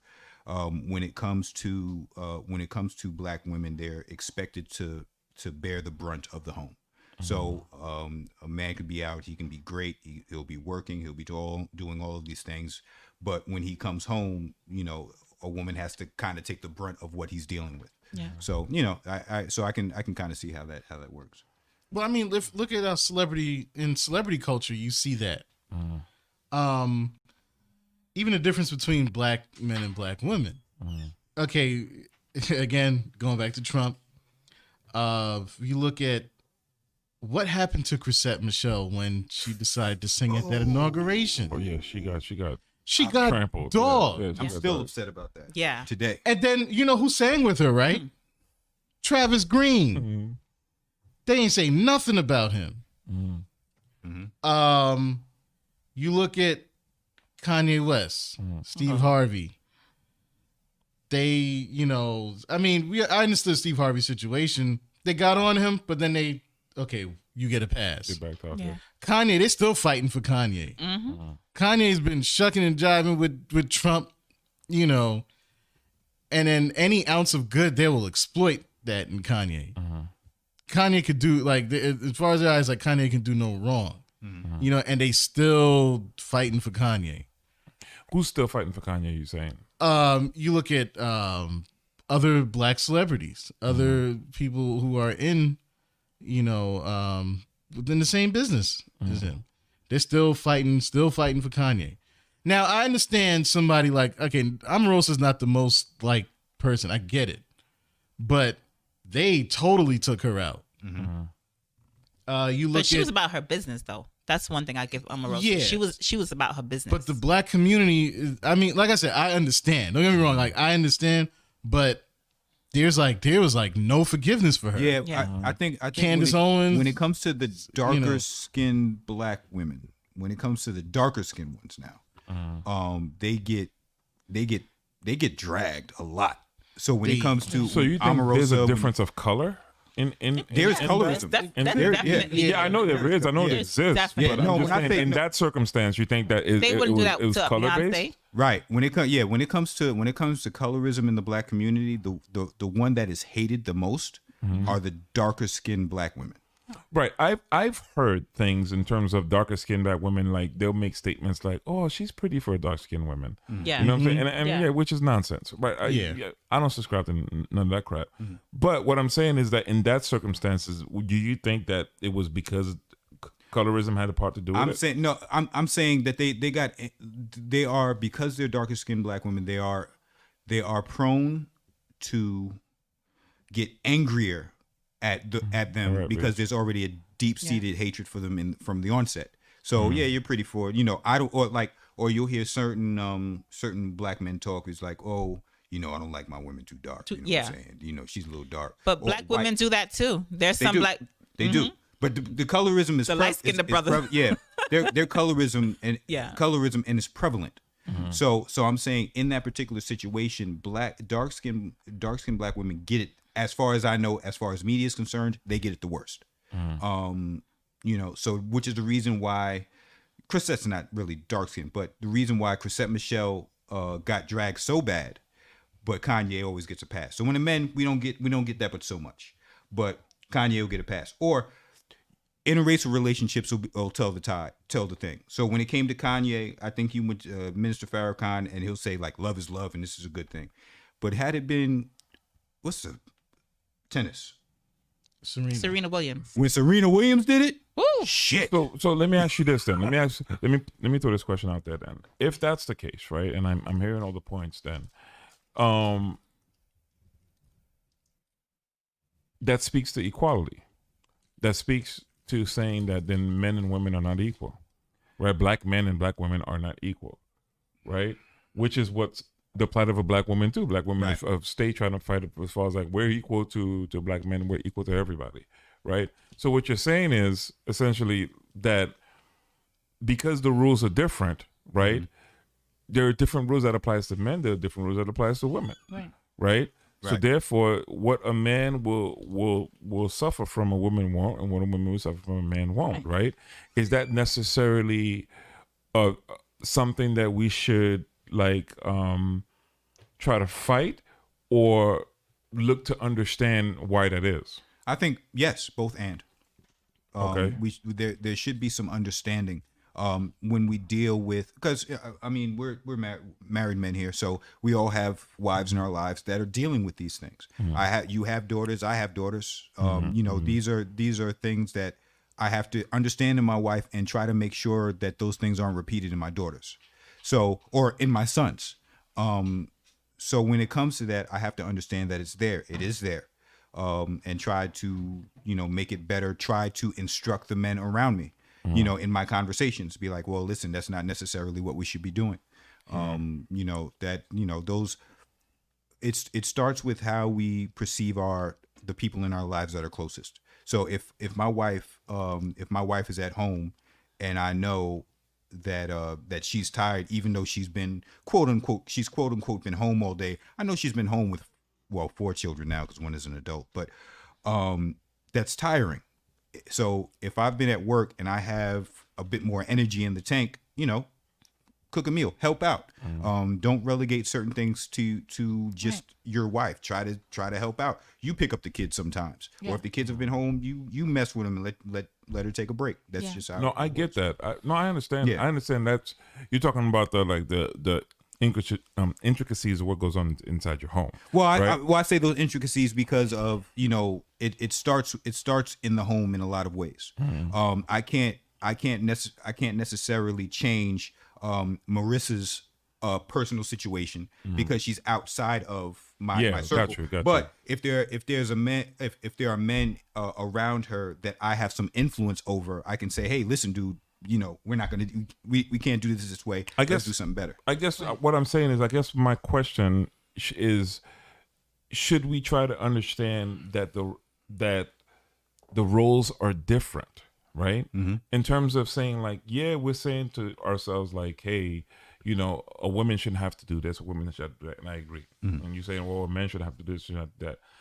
But should the question be, well, that is really what comes with being a man, and that is really what comes with being a woman, right? Are we fighting the wrong fight? Like, are we bringing up things that really deals with the nature of the core of really who you are, but perhaps you just didn't accept that? Just masculine and feminine roles. You know, like masculine and feminine roles. Like you're complaining to be a man, right? Because you don't like to work.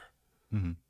You don't want to. Well, then you don't want to provide. Your intrinsic, your nature is to provide. Yeah.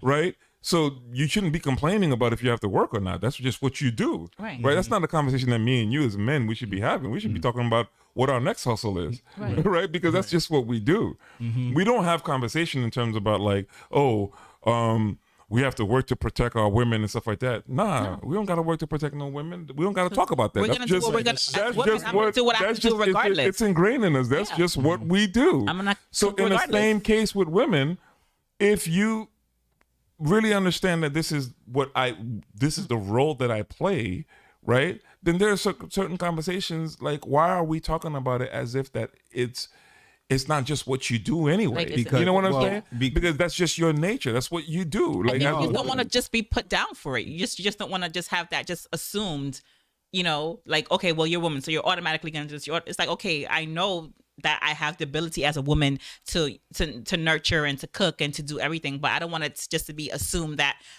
I have to do that all the time. You know what I mean? I understand that, but if you make that argument, then I could say, well, I'm going to assume, and I'm going to want you to get that same energy when somebody bring into our home. I don't have to protect us all the time. I'm going back and sleep. You go ahead and go do that. Right. Let's bring, you know what I'm saying? Yeah, I don't get that opportunity though as a man. I just want to be respected for it. You know what I mean? I think you just want to be just acknowledged and respected for it. It's not saying that, you know, that if I have a husband that I'm not gonna I'll be home all day, even with the kids, and not cook a meal. You know, like I'm gonna do that. Maybe not every single day, but for most of the time I am, because that's my responsibility, because I want my family to eat. So I'm gonna do that regardless. You know, regardless of if I'm tired now, I'm gonna get up at 5 a.m. and, you know, prepare the day, get my kids ready and everything. But I just think that it's just a matter of just being respected for it, and I guess just being appreciated. But also there's a responsibility that comes with that as well. So it's not just like, there's a lot of people that get married. It's like, well, my wife's going to cook. She's going to stay to cook, but they're not willing to do the work that is required in order for you to be able to do that. Yeah. So, you know, you have to, it's the balance. You gotta balance that out, and you have to be willing to work in order to do that. There's responsibility involved that we're not seeing. See, I think once you're true to yourself, then you understand how how this puzzle is gonna fit, like what makes your home work. Because let's say if a woman marries a chef, is the woman necessarily gonna be cooking all the meals?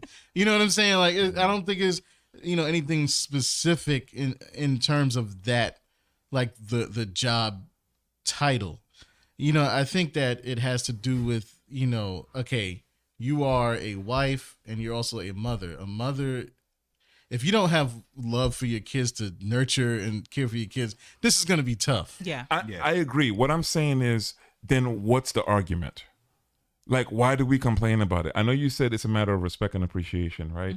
I get it, right? I could say the same thing with men. Men actually needs more respect and appreciation than women, believe it or not. Men have more you guys are more fragile. Because your egos are very fragile. No, you need to feed our egos. Yeah, that's how we function. That's how we function. I'm not debating that. Absolutely, that's how we function. If you want greatness out of a man, stroke a man's ego and build him up, the more he's going to do for you. That's what you need to understand. That's what I'm saying. But like, if you, well, then that's what I'm saying. It's just you know if you know the game, you gotta I play feed that ego. I play my position. You gotta feed that ego, and then that man will do whatever he wants. Don't take it for granted. I play my position. I will do what I have to do for my family regardless. But at the same time, like don't try to play me for it. You know what I mean? It's just kind of like you just want that acknowledgement. But who's playing you though? Like I don't like, how does the man play you? I think just by the expectations, just by coming in and saying, well, they just expect certain things. Well, I want this, I need this, and you're just supposed to just jump. The woman does too. The woman expects you to be able to work. The woman expects you to protect them. It's the same thing. But it's just like men have a particular way of sometimes lording it over. It's kind of because I'm a man, I could take these liberties, and it's like you don't want the attitude that comes along with it. But let me throw this at you, right? That's true. Attitude that comes with it and all that it's stuff, the, right? it's the attitude behind it, the spirit behind Okay. it. Somebody comes in and they threaten your family. Who's jumping in first? If he's a man's man. It better be that man, because if not, Okay. You see what so now, or if not, I'll be on so it. now If you not, have I'll that. be on it. You have that I'll be on it. expectation, though. You have Yeah. that expectation that he would jump in first, right? There's no argument there. I'll be right There's behind no, him. there's no argument there. You have an expectation that he would jump in first, or if he doesn't, I am you will fully. be- I you will am be on his ass. No, not even on his ass. I'm a open the night. 1,000%. And You you'll know, be like, yo, what in the world I'm kind of looking- man did I just No. get? I will That- be on it, not on him, That's on that 30 person. I'll seconds, be guys. fully prepared. 30 seconds. That's what I'm saying. Yo, Annie said something that was kind of funny. She said, I think Trump, he did it, guys. Trump cost the Republicans the presidency, the House and the Senate. He actually He made America. he made America great again. Yeah. Good one, Andy. And we end on the Trump note, yo. Listen, how much time we got? That's it. Like Tekken? Yo, we out, man. Listen, it's been great, Marissa.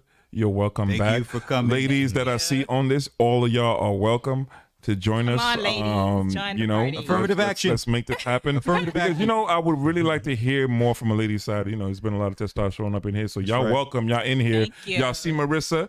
Awesome job, yo. You know what I'm saying? Did it? Wasn't that Right? bad? It wasn't that bad, right? Yo, that being said, Uninvited Podcast, we out. Amen, and not a woman. Yo. That was great.